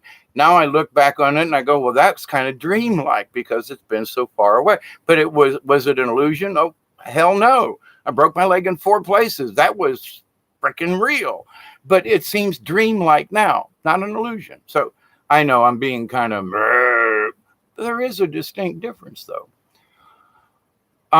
So Maverick says, interesting point. If you walk up a hill or think about walking up that hill, the same circuits in your brain fire. Yes. And after practice, Maverick, in the astral realm, if you put yourself in a mild meditation and get up and walk in your dream state, then walking up the hill, you will eventually walk up it. And it's a you can relate to the memory.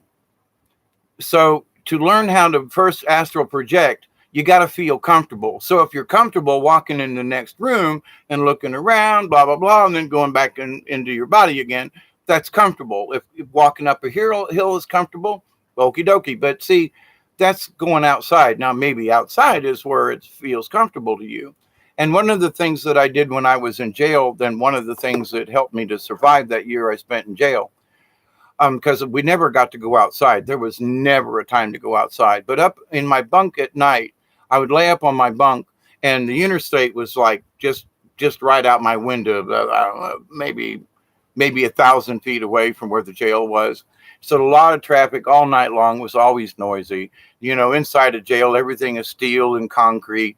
And on the on the first floor, they could close a door and you could hear it on the 3rd floor. So, but what I would do is I would put my mind in where I used to live in Georgia. And I lived up on a hill, and down the hill was a hog parlor. And at night, the hogs would lift up this thing with their noses. And when they come out of it, this metal flaps. And it's very distinct. And people who live out in the country that have had hogs on their farms, they know what this sounds like.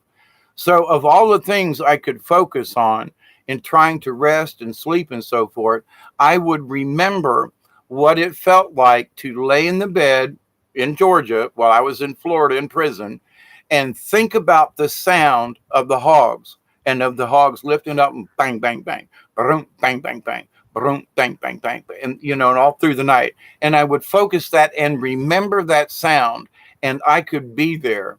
I could feel myself sitting on the front porch at night, and I could hear the hogs down the hill, the blam, bam, bam, bam, you know, the sound of the feeder lid closing.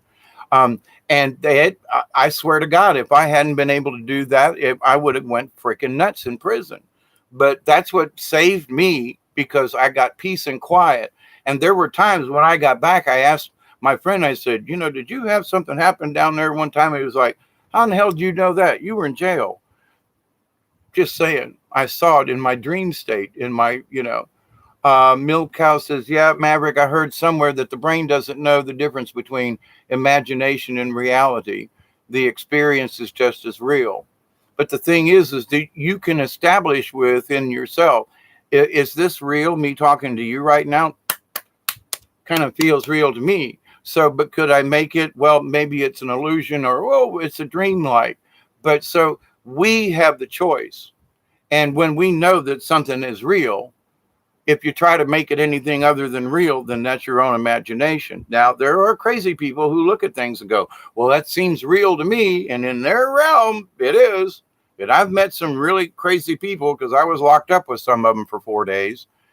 And I was like, boy, I thought I was nuts. These people really need to be in here. You know, they need to be off the street. But anyway, so there are distortions of things in our reality. But we have to let's go back to the shaman thing. Go back to a basic. Wait, what do I know is real? Ground, trees, earth, what I see out my window. I can go out and touch them.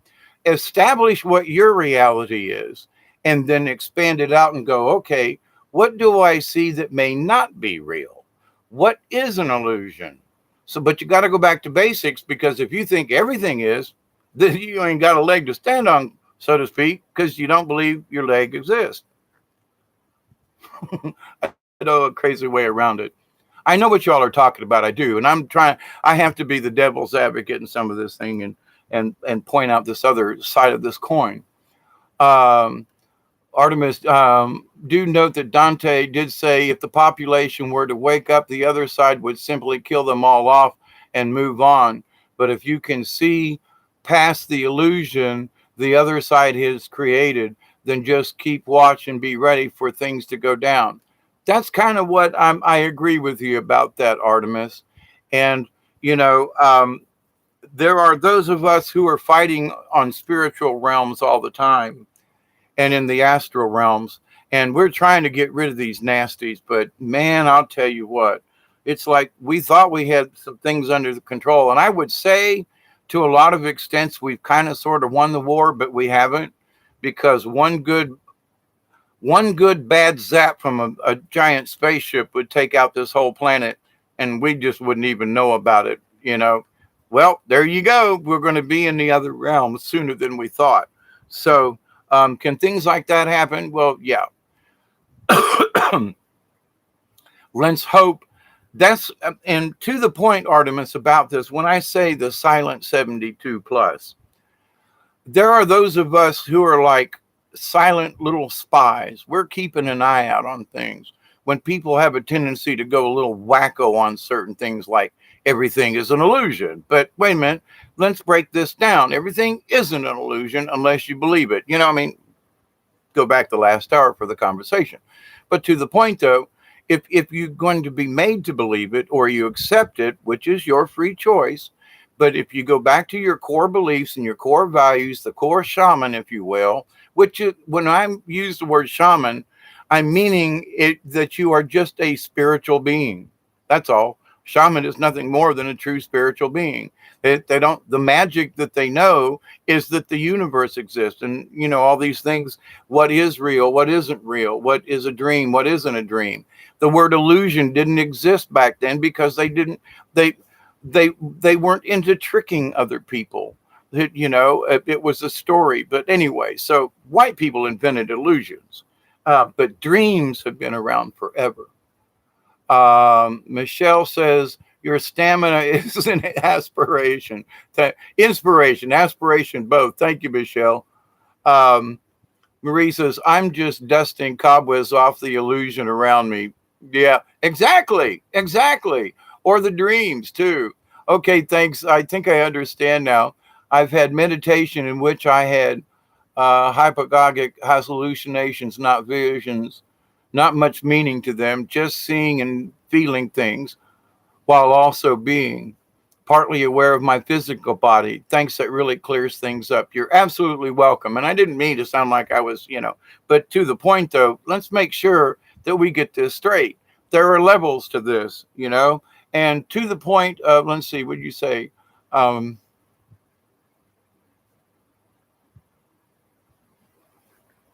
I mentioned this yesterday, I think, in the video, but it bears repeating because of what we're discussing here about what's real, not, you know, et cetera, an illusion.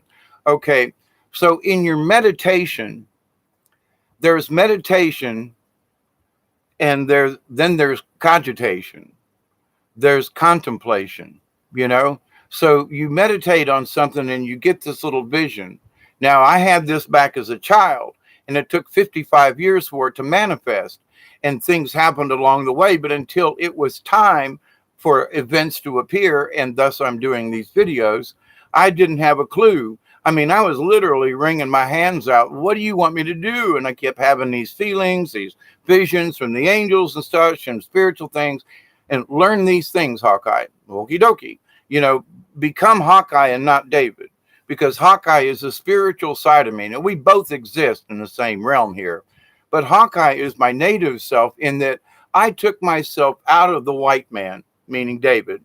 I took myself out of the corporate structure, meaning Hawkeye, and became a true to the land hippie Hawkeye hermit, whatever, you know, whatever people perceive. But I've just become me. That's all. I've quit taking most pharmaceuticals and some, aspirin and things, but not like I used to. So the idea, though, that I have taken control of my own self and my own being is paramount to my own spiritual awareness, because I realized how much outside things were affecting my inside things, physically, mentally, spiritually, all of the above. So, yeah. And they were painting the illusion that I needed to take these pills to live. I'm still alive 2 years later without taking their damn pills. Oh, but your blood pressure, I'm still alive. Well, what about this? I'm still alive. But you got to have that, but I'm still alive. Yeah, but you didn't go. Yeah, but I'm still alive. But you told me if I didn't go to the doctor every 3 months that I was going to die. I'm not dead yet. Whose reality is truth, you know?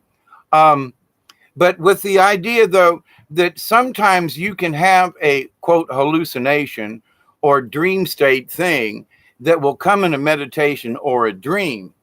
But sometimes in that dream, there you must contemplate, not go crazy, just like, just kind of like, I wonder what that meant. And to the next point, you just allow it to be. So you don't necessarily think about it, but you allow the thought to come through on that subject, if that makes sense. And then so you have meditated, something comes through, a dream, a thought of something, and then, but you contemplate on that without forcing it, just let it kind of roll around in there. That's what contemplation is, cogitation, chewing your cud, as Southerners would say. And to allow that to manifest into what it might be. And now for me, it took 55 years for this shit to happen for me. And, it's like, boy, I'm glad I'm here at least. So, my lesson in this is be patient, have faith. Oh my God, have faith, and on the true things that you feel, the true things that you understand. If you see fake things out there, then you can't unsee it. It's there. So, but blessings to every one of you. I think you get my point about this. And, everybody's point of view is very important. And each one of us, how we see things is, there's somebody who's 30 feet away looking at the same rainbow, but from their perspective and how the clouds are, it's not the same from where I'm standing. It literally is. Where is your point of view? Seriously. And in the science thing, I'm still trying to get this damn virus out of me. Thank you all. But I ain't dead yet. But the idea, though, that, so, I can stand over here on the bank and take a picture, and it shows this perception. I take a few steps over this way and turn to my left and take a picture. I'm at the same lake. It is the same lake. The trees are still there, but my perception with the picture, if you will, is over here. They both exist, but if I show you the two different pictures, you could mistake that, wait a minute, if I didn't tell you they were at the same place, you would mistake, well, that picture is from someplace else. That's another lake. No, it's the same one, but it's your perception because it looks different because of how I took the picture. I know. Is it an illusion? No. It's how our perception of it, though, that could become an illusion. So our perception plays into the illusion part. Do you want to believe that it is, or do you want to look at it a little closer and go, wait, man, I see an orb right there. Oh, holy shit, it's not a lens flare. Oh, holy crap. Oh, my God, they really are orbs. Oh, for me, when I started taking pictures of them 20 years ago. So with that said, though, my perception at first of taking pictures of orbs where they were dreamlike, is this an illusion of the camera, or is it really happening? So I had to prove to myself it was not an illusion, and that what I was actually photographing, as in the orbs, they're actually real. They do exist in many different places, as my pictures and discussions about have stated. Excuse me for the hiccups here. But so are they real? Yes. Does everybody see them? No. But is it an illusion? Nuh-uh, because I keep taking pictures of them. But at the same point, taking the pictures of them and looking at the pictures, they do seem dreamlike. You see how I kind of wrapped all this back up in pictures about orbs? Because it can seem dreamlike, but it wasn't an illusion. I got the pictures to prove it and did videos to show. So illusion? No. Dreamlike? Yes. Not the same thing. So, my friends, I really do hope this has made a difference. You have said so, and I can kind of tell up here, like, son of a bitch, he, I trick your mind into thinking, and you got to think in the logical way of things, and that's why the angels today was like, you got to do another video about this. Yeah, but I just talked about, nah, you got to do another video. You got to talk about just about this, but the illusion is the hypocrisy. It is the false doctrine. It is the fact that they've convinced us about original sin, which should never have existed. If you read the Bible and what Jesus said and why he died for our sins, then wait a minute. Then so the rest of it is just bullshit. The rest of it is bullshit, because everything else they try to tell you is all about the doctrine, not Jesus, or not about the spiritual part of it. Is all about the doctrine, what the church says. Well, the church says you should, ladies should wear a thing and the guys should do a thing, and you should bless yourself with holy water and do this number. And that, if you believe over, you got to genuflect and you got to bow and you got to say prayers and you got to, wait a minute. Why can't I just sit here and say, hello, Jesus. Hello, God. Hello, Creator. That's what the natives believe. They can speak to Creator anytime, anywhere, doesn't matter. But, those are those folks who must go to church. They must speak only to Jesus. They must only do these certain things and go through these ceremonies and all this dogma and all of this stuff, all of the doctrine that the churches created. And it's all, that part is the illusion. You don't need it to be close to your Creator, period. That is all an illusion. But is life an illusion? No, but the doctrine of the church is.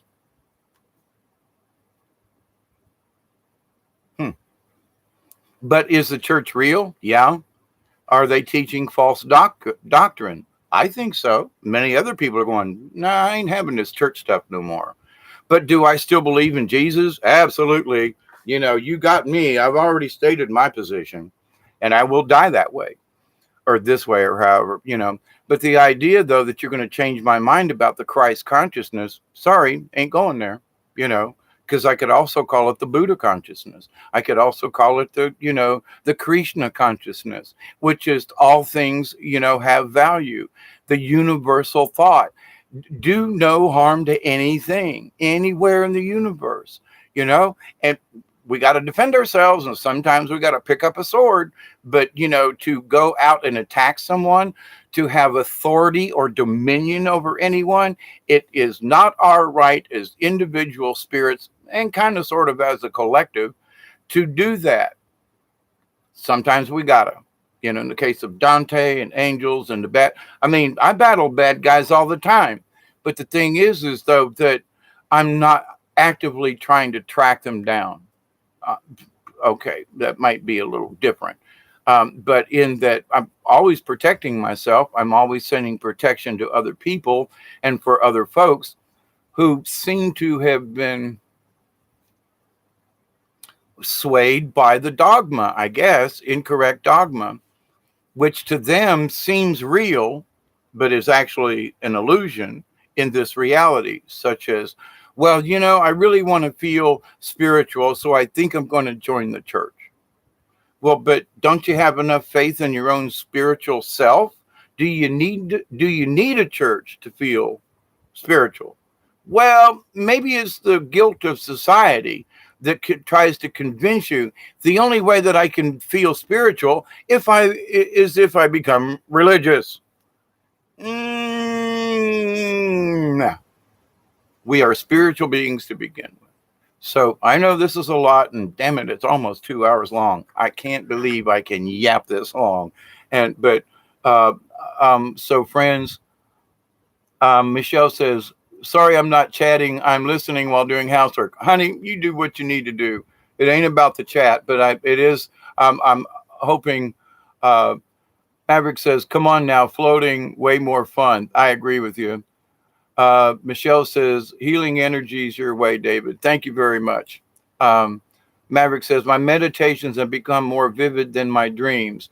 When I see a place, I end up there. I've always spoken with ascended masters in my mind, but I am traveling astrally to meet with them now." Yep. Those are ascended masters, one and all, Krishna, Jesus, Buddha. We carry their knowledge within us at the level of DNA. The flowering of consciousness affects us all. Yeah, and it's just that, in the shaman, it's the source. There is no name. It's just the source. And we're all connected to the source. And, creator is part of the source, but creator is a byproduct of the source that helps to creation. And I know it's a little, but it is the source, but the source isn't necessarily the creator. It's a little strange in that. And like in Native Americans, for example, when I go to a powwow, they always say a Christian prayer, always. But then they say their prayer to creator, because in their realm, God was created by creator, by the source. So in Christian realms, God did all these things. But even to Native Americans, no matter what you try to say, they believe in the Christian God, but they believe creator is even above God. Oh, so their idea and their expansion of, God or creator or source or whatever includes God of the Christians, but it also includes the universal source of all things. Wow. And that we are a part of it, DNA. And what I think is happening now with the blue sun, this is going to be a separate video, but keep this in mind. And I've kind of talked about this before a little bit, but I'm getting more information that this blue sun right now, it not being yellow and it's more in the blue shade, is having some effects on us, along with the rest of the universe. And by the way, all these extra earthquakes and things going on that I did a video yesterday about, it was too long, but anyway, I wanted to do it because it was like the average of things. So if the smaller earthquakes get wiped off because they're too small, I have a record at least of speaking about, well, here's one at this time and blah, blah, blah. Anyway, and it's sort of a verbal record to show that, hey, I think, these things are getting shallower. Anyway, it was more of a, hey, a documentation. There you go. But with that said, with the spiritual things that are going on, and I agree with you, Maverick, in that, hey, Breaking Dawn, wow, lovely to see you again, my friend. Moody Blues, lovely to see you again, my friend. Anyway, going all with you till the last end. Anyway, Moody Blues. If you've not listened to Moody Blues, you should go back and listen to some of their stuff. Absolute phenomenal. A little bit of meditation, and oh gosh, I can't think of the title right now. On the Quest of a Dream, on the something like that. Man, just meditate on that a little bit with some of that in the background. But just saying. But all of these other things in the dream states, and just understand when somebody uses the word illusion, do they know what they're talking about?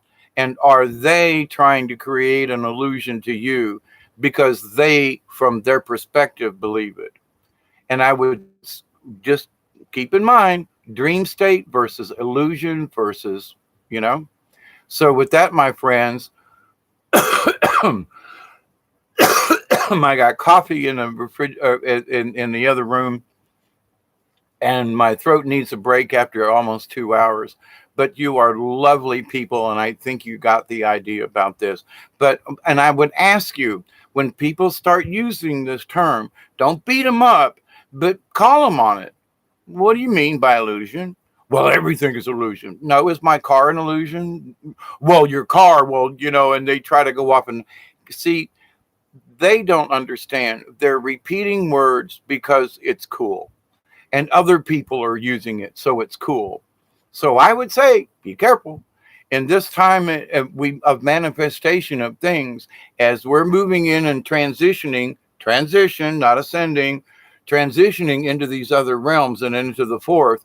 As we make these transitions, these things are going to be important. The difference between an illusion and a dream, very important. All right. And the fact that I had things happen to me that now seem dreamlike, not an illusion. I'm repeating myself on purpose. They're pushing my little button up here. You tell them folks down there to pay attention to this. It's important. But calmly, quietly, politely point these things out to other people. Use the right terminology, please. And if they keep spewing it, I can't listen because they want to convince me that their point of view about everything is, an AI matrix, everything is a this, everything is fake, everything. Yeah, I can't go there because that's going to try to bring my energy down just to listen to them yak this stuff. And I got to say, I'm sorry, but we need to have a real conversation. Yes, I believe there are illusions out there. Absolutely. Yes, there are magicians. Yes, there are puppeteers. But is life an illusion? No. It's very real, my friends. And that's what we need to take back. What is real in our lives? Oops, wait a minute. That is an illusion. And I thought it was real. Okay. The discernment, meditation, and then the contemplation. Wait a minute, is that real? They're shining this big sign up there and they're wanting me to believe it for some reason. Wait a minute, let me contemplate on that. And then you realize, son of a bitch, that's a smoke screen, that's an illusion, that's a trick. We take it back. We are the individuals. And the more we keep our core values, understand your connection with Mother Earth. Oh my God, is this important? But its connection to the creator, to the source, the quantum, which is all basically the same thing. We're all connected all the time, always. Understand it, allow it, and some of these things will just be understood. You'll go, oh crap, I just had an aha moment, and all this shit makes sense now. And I'm here to poke your little buttons so that you will have those aha moments on your own, and if I can be of a little of assistance to poke little parts of your brain, that's my job to be here. And I love it because I get folks to think on their own, Now, much like Dante in a way, in that I bring up things and I will talk about them in the way that I do to get you to think on your own. I'm not trying to convince you that my point of view is the only one because, see, this is my perception. But I will allow you to say, what is it in your world? Is it dreamlike or is it your perception? Is it really an illusion or is this a dreamlike state? See, you have to make that choice in your own life and in your own world. I cannot make that decision, nor can anyone else. And that's taking back who we are. Being who we are on a regular basis, then we can go, oh, crap. That's an illusion, but that's dreamlike. And now I see the difference. Keep an open mind, my friends. Cheers to all of you. Breaking Dawn, you came in here. It's been almost 3 days. Anyway, she knows what I mean about that. Just want to come back up here. Yeah, Twin Peaks, Millie Cow. Absolutely. If you have not watched Twin Peaks, you should. Yeah, you ought to.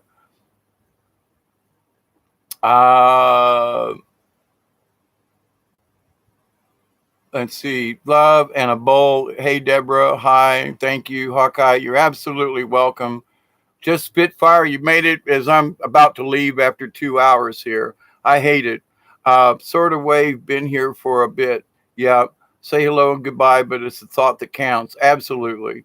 Let's see. I was wondering where you were. Should have thought it sooner. My bad. Non-player characters. There are no such thing as a non-player here in 3D. Pokes David. Yeah, I understand. Thank you. Just Spitfire. Maverick, better late than never. Yep. Non-player is a computer-based character, like an extra in the movie. But see, I was an extra in a lot of plays, and I take slight offense to the non-player because we are a non-players, without them, there wouldn't be the play. Without the little character people that come in and do this, and it's the guy that knocks at the door and brings the pizza. It's these, quote, what you considering as non-players. If we don't have these little things, the play isn't the same. So it's not that they're non-players, they're less important players, but they are players. And I don't care if, for example, it was brought up at a philosophical thing years ago. And if a person were to just stop and just quit working, quit doing, and just meditated all the time and just allowed the world to go by, would that have any effect? Yeah, because the grass would grow around them. People would have to move around them. Whatever, they may sit still, but even things around a rock happen. So, but would you have any influence in the world? Simply by your presence in whatever it is, it may be insignificant, but the fact that you sat still for a year or whatever and meditated, it in itself has an impact on the greater thing. So this non-player, as you have referred it, let's think about this. Every single one of us is a player, no matter how small it is. If, every grain of sand makes a beach, but if you take the little grains away, it ain't a beach anymore. You know what I mean? So, but it's the cumulative that makes the beach. But and as a person who's been over 85 different plays and so forth, and playing bit part characters, without the bit part characters, the rest of the actors, they didn't get their lines, they didn't get a this, something didn't happen, and the story didn't come out true. So back to the point of the silent 72 plus, even those up on the second string, we have an effect to the general population, to the general overall thought of things. Do we have to be, on the front line with a sword, or can we be in the back fixing sandals for the soldiers, or, fixing the stew, because when they get out of battle, the ones that make it are going to be hungry as hell and we're going to feed them. So, for every person on the battlefield, there's 2 or 3 behind supporting. So we're the support group. So, yeah, there are folks out there who are battling this shit head on, but there are those of us who may not have all the information, but we've got enough information to be able to say, you know what? I'm on the side of good. I'm on the side of right. I'm on the side of compassion. I believe in these core values. I am a member of the League of Like-Minded Beings. Period. That's it. We agree on, we don't like these other things. So that said, with that said, though, that becomes our reality. That isn't an illusion. Someone might try to pour it on us as an illusion, but is it real? If you hurt, bleed, smells, it's real. So, but if somebody's trying to convince you that this is the only way of thinking, I would say, sorry. But going kind of sort of back to Dante, in some of the things that I think some people kind of misconstrue, he'll show you something as a truth, or that maybe, the way you've heard history, let me show you this little bit over here.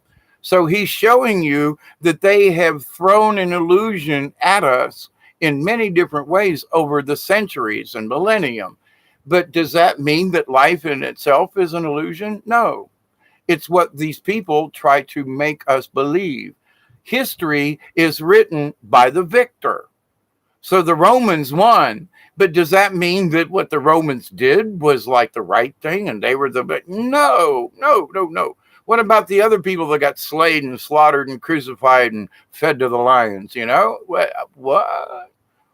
But did that last long? It took a while for them to get over that crap, but Rome fell. So even the greatest have fallen, and so it will with some of these things that are going on now. But it takes the populace of you and me to understand their crappy illusion. I mean, here the Caesar said, whoa, come to the Colosseum. We're going to feed some Christians to the lions. And everybody looked at each other and said, wow, great, let's go. Yay, popcorn for everybody.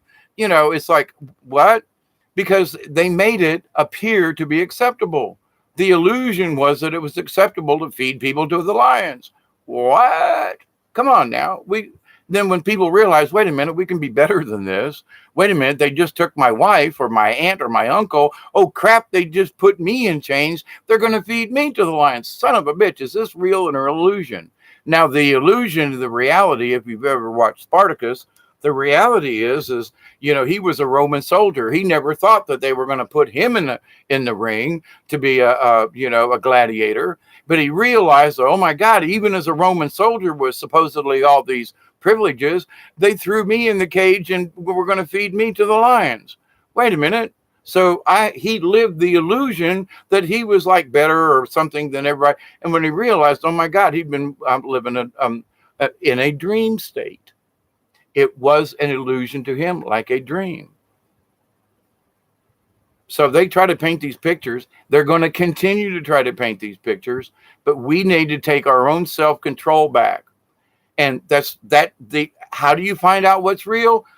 Go back to your basics, find out what's real in your life, and then just kind of go out and then look at things as there's a billboard. They're trying to tell me that, there's this thing. Now that was what I don't watch TV much, but I got a new TV and now I can pick up the antenna again. So anyway, I'm listening to this commercial and it's this thing to put in your teeth to straighten your teeth out. Well, within 6 months, you'll see blah, blah, blah. And they show pictures of these people. And I'm like, wait a minute. I've known kids that wore braces 2-3 years to straighten their teeth out. And you're going to take this little gizmo and stick in your mouth. And in 3 to 6 months, you're going to have this beautiful smile forever. And it's only $85 a month. What the hell? $85 a month for 6 months. And it's a plastic thing. And but your teeth are going to be, Now, I don't know if it's true or not. Oh, but over 500,000 people have tried it. So is this an illusion or is it true? I look at it and go, wait a minute now. I've seen kids in braces. You don't do that. What they show the people's teeth and then what it magically turns into in a few months. Are you serious? Just saying. Is this an illusion? Does it really work? Will it work for everyone? Does it improve? We don't know. Is this an illusion? Is this a dream state? Well, I saw the commercial, but seeing the commercial doesn't make it true.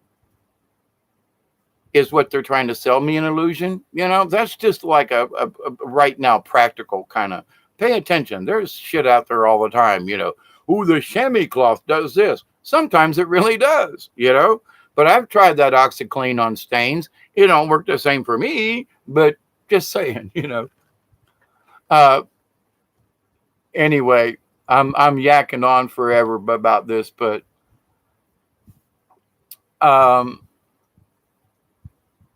Just Fitfire says, I didn't even try for an out-of-body dream illusion. Now, an out-of-body is real, in my opinion. It's not a dream, nor is it an illusion. It will seem dream-like, but not a dream. It is clearly not an illusion, in my humble opinion. So if you are truly dream walking, if you're truly astral projecting, and I like the term dream walking better than astral projecting, but dream walking is astral projecting. It's not a dream, which is, I know that's confusing. So in the astral plane, the ancients didn't know what astral meant. So they use the term dream state, dream walking, because everyone had dreams and could relate to that. And the ancients understood that those people had dreams, but then there were the dreams where they were in something, they felt it, they saw something, and they realized, and they would go to shamans, and people dream, people still do, they go to, golly, I'll say gypsy ladies or somebody, palm read, hey, interpret my dream for me, will you please? Okay, I'll give you my best 10 cents here, but it always goes back. What does it mean to you? What in your life kind of fits in this realm? So it's the dream interpretation. You have to understand it's not just the dream, it's who the person is that's having the dream. You understand that. So I could have the same dream, but because it's my dream, not yours, even though it's similar, it's going to mean something different. You get the point. But dreams are not illusions. That's part of this issue. Dreams are dreams. And you may have walked in the astral in that dream, maybe only a portion of that dream. You may have actually been somewhere to experience that dream. So before people say, well, but all dreams are connected to the quantum, but all dreams are not illusions. You understand what I mean? The illusion, understand illusion, is fake. The illusion, somebody is giving you something that seems fake. If you have the dream, it's not an illusion, it's a dream. It may seem like, because people misuse the word illusion, but keep in mind, stay away from using illusion, because an illusion means somebody is creating the illusion. If you're having a dream, it's a dream. Now, maybe creator or your dream world is creating an illusion within the dream. Now that's I've had that happen. You go into a dream and you're seeing something, they give you an illusion of something. In other words, it's another dream within the dream. And that seems like an illusion, but it's all part of the dream, and it's very damned real to me. And to people who have those kinds of dreams, oh my God, is it real? So to try to pawn it off as an illusion is the wrong terminology for what illusion actually means. Illusion is deception. So did you have a dream that was deceiving you? Go back on what it means. So when you say, well, that was a, wait a minute, was it a deception? No, actually it was a dream. Yeah, well then why'd you use the word illusion? You know, I mean, you got to go back in your own self, but you got to do that homework. You got to fix these things inside, because when you understand the differences, then you understand, oh my God, who's been throwing the illusion on my ass? You know, it's like, crap, that person over there has been throwing illusion at me, and they're creating an illusion. Son of a bitch, a double illusion thingy. And, and that really isn't reality, because they're misinterpreting what the word is. They're misusing it. They're mishandling it. And in the grand scheme of the universe, the misuse of words is the misuse of the energy that is around them.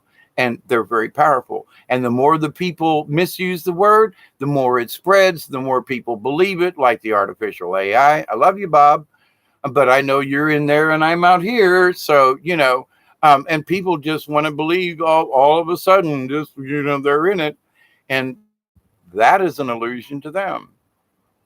And but they believe it, and it becomes a part of reality. But, again, the illusion that something is real, New York is real, but what may have happened in Brooklyn with the shootings and what happened, we may not hear the real story, but we're going to get parts of it. So we're going to be told something, and the majority of us will tend to believe it. And it could be an illusion forced upon us by those who are reporting it. The illusion that everything was this way, that this wasn't like this or that, you know what I mean? We got to be careful. So anyway, I love you all. 2 hours and 12 minutes. And I was going to try to keep this short. You people are lovely. And just Spitfire, about that rock, I was looking at Ladd's Mountain, so forth, and contemplating. And I got to say that the rock could have been up there, could have been because of the ancient volcanic activity that I find out actually was here in Georgia, because the cinder cone up around north of LaGrange and over there on the Alabama northwestern corner up there, that, the Appalachians did have, magma and old type volcano things. So it could have, but Spirit's leaning me towards the rock, the pictures of the rock, is that it was a gift, it was a trade, somehow it was brought to Georgia, and where you found it had something to do with what, all the other things that go on in that area, with like the Etowah River and the mounds and the things and other stuff, the hidden history that you already know exists,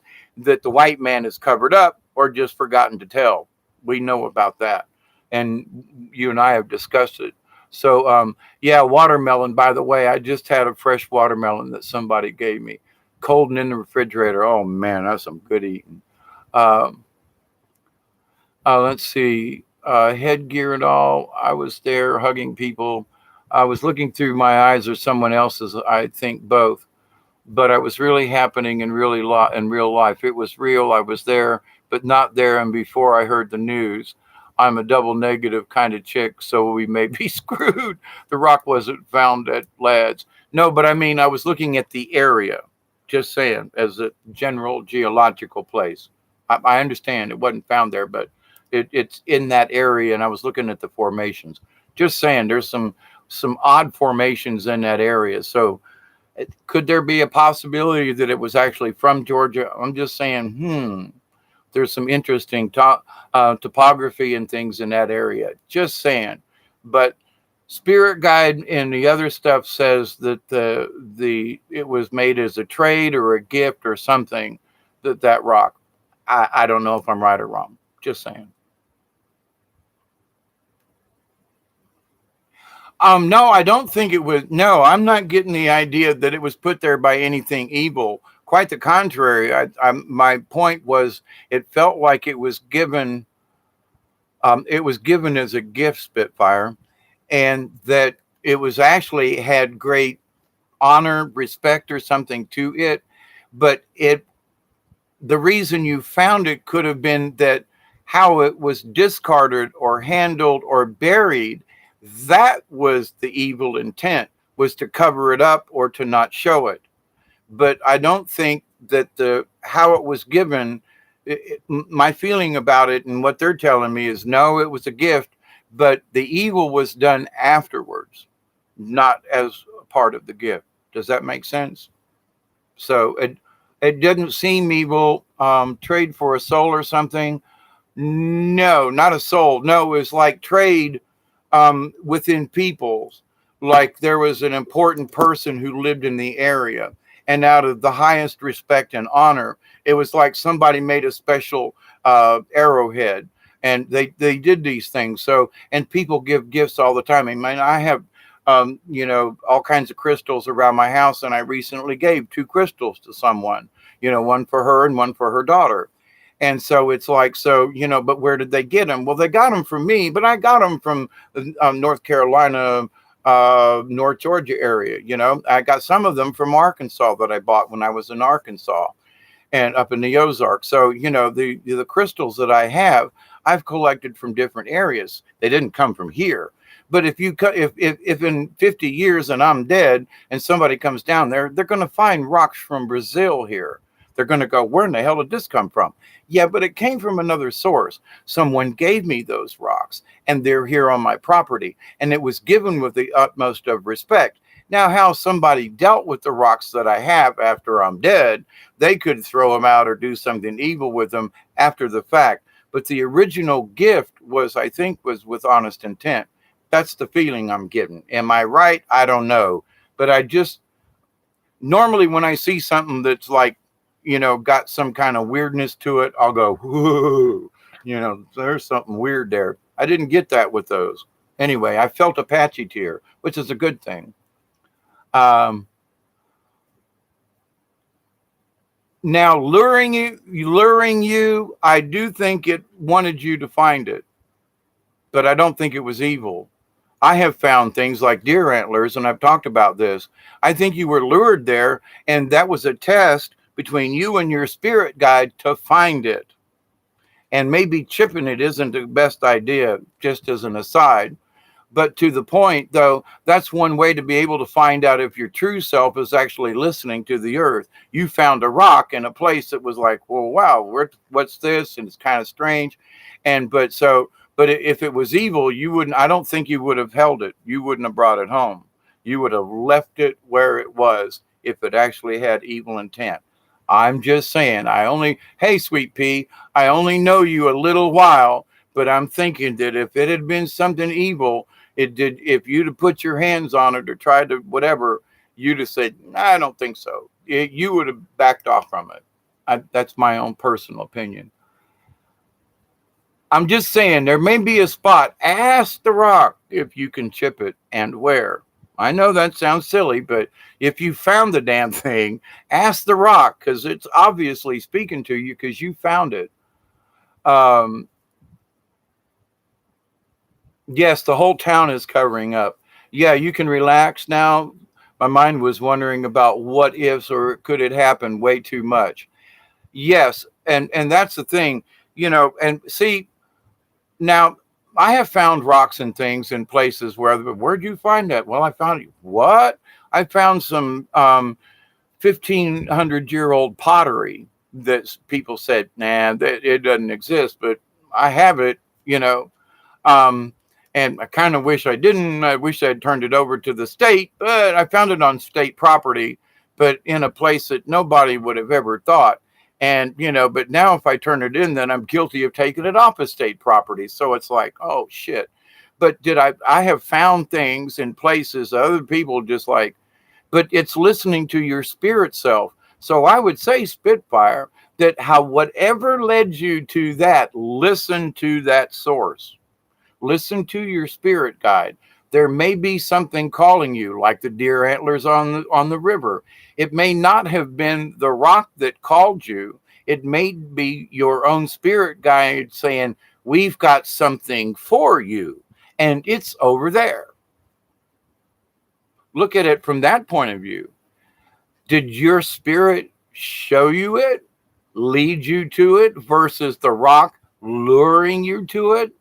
I don't think the antlers pulled me to them. I believe that, and I've found all kinds of antlers and feathers and things. I mean, the list is for me is just bleh, years old, right?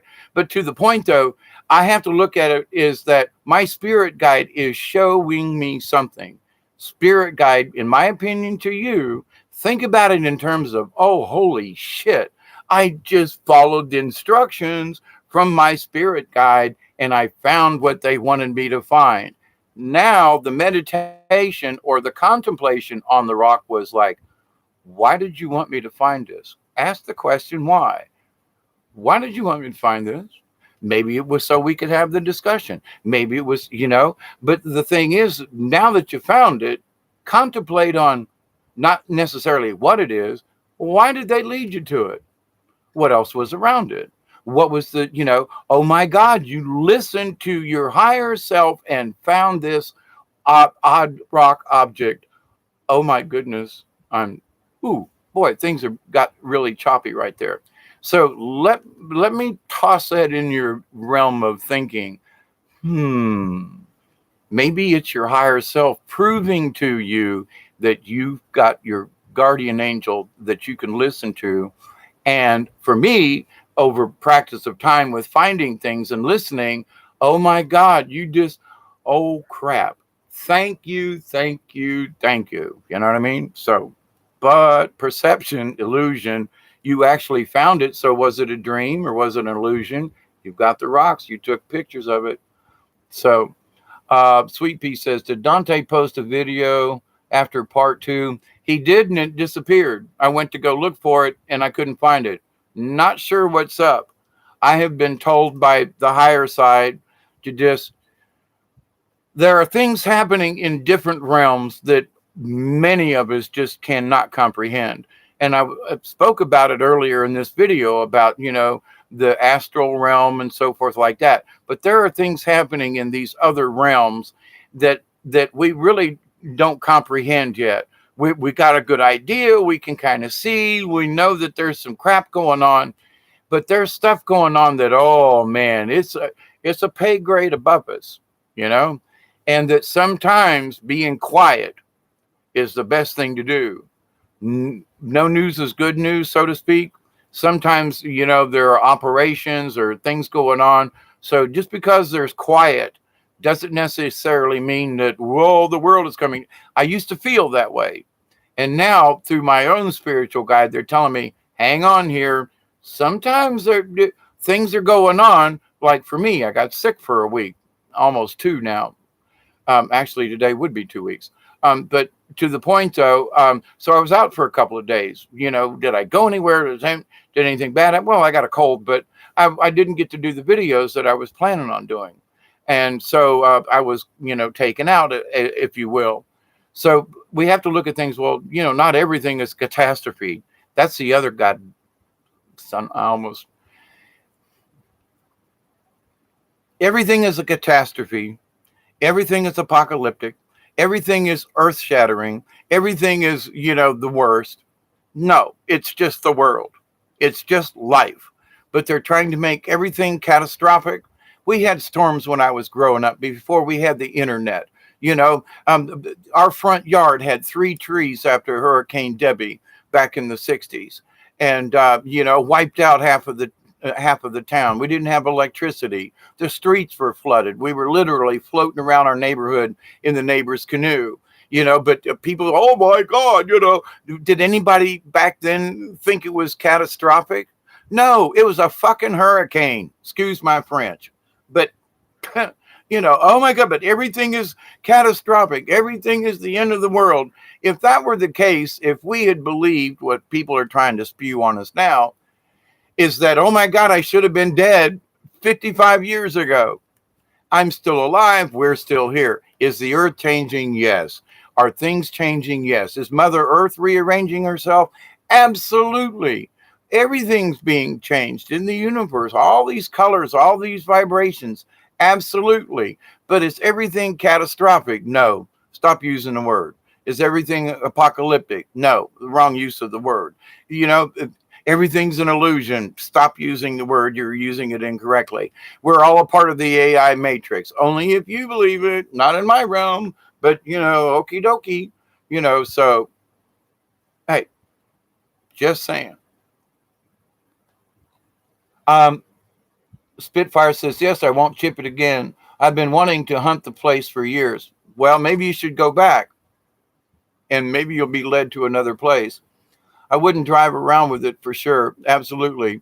Divine Living says, I had a dream about constantly waking up over and over and over again. Freaked me out to the point it was real. Sometimes the dream state will manifest itself as reality.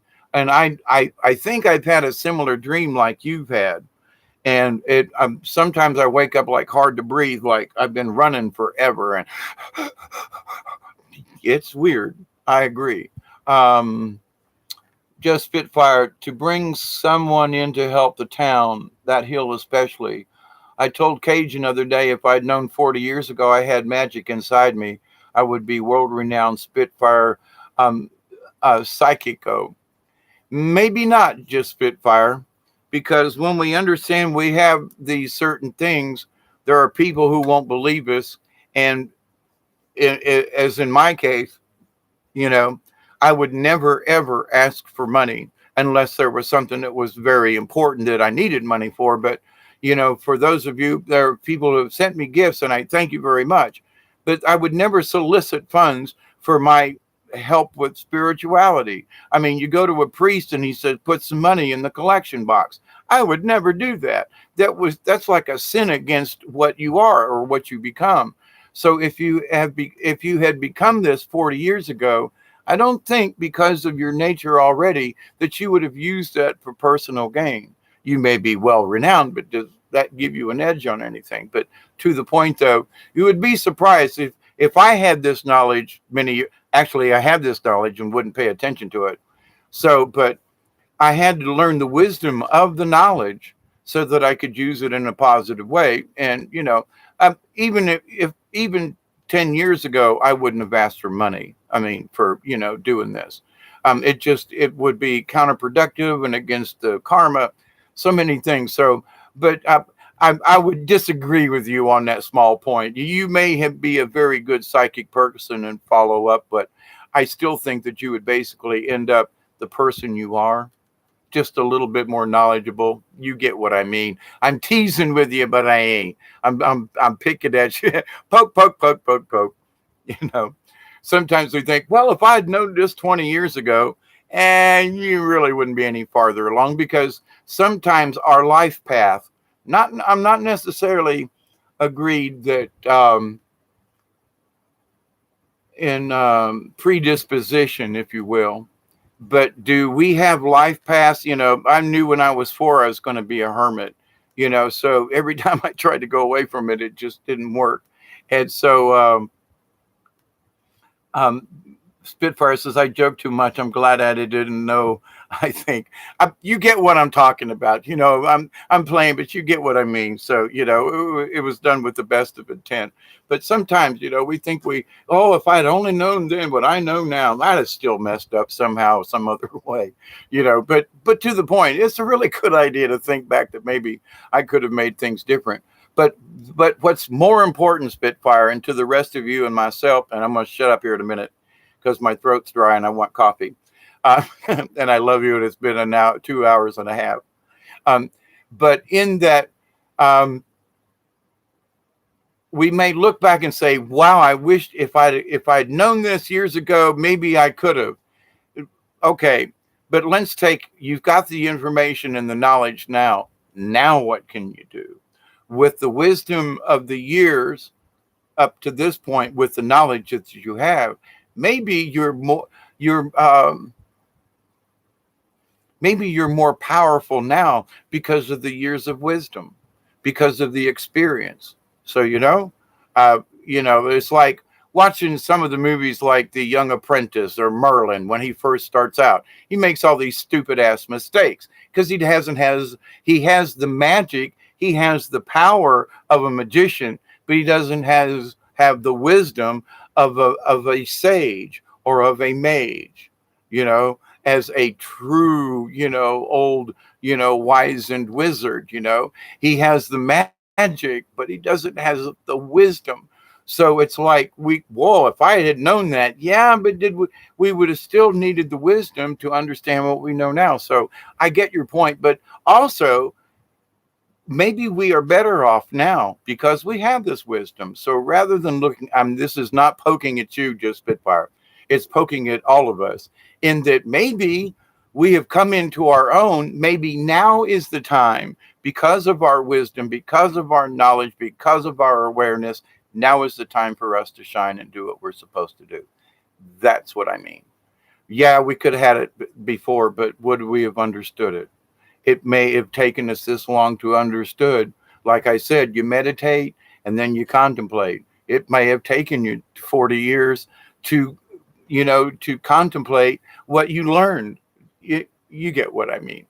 But to all of us, though, so let's not discount, well, damn, it took me 20 years to learn this. So did you learn it? Do you have the information now? Do you understand it now? Can you apply it now? What is your intent now versus 20 years ago? Oh, different. My understanding is different. So our intent now is what's important. And all I think right now is this is key. We're all waking up to this. And whether we are an active part of the 72 or we're the silent 72 plus, we're the folks who are supporting all these other folks who are out on the battlefield. Let's take that into consideration. Maybe I do have value. It may be small, but we all have value. We all are a part of this. And our group intentions is making a difference. Where it's going to lead us, don't know. But if we keep our intent pure, I'm hoping that it works out for the best for the entire planet and beyond. Just saying. My friends, I love you. Cosmic hugs. Oh my God, it's 1:30 in the morning. Blessing, cosmic hugs. If you know what this means, and cheers to all of you. And I mean that from the heart. This has been thank you for allowing me to have this discussion with you. Thank you, thank you, thank you. Um, no need to hear it. I don't know a hill of beans about anything. Yes, you do. Don't lie to me, girl. I know you do. What I've learned isn't what we need to know. Now I know what I need to learn. But you know enough to learn something. See, that's the point. It's a little convoluted, but you'll understand what I talked about.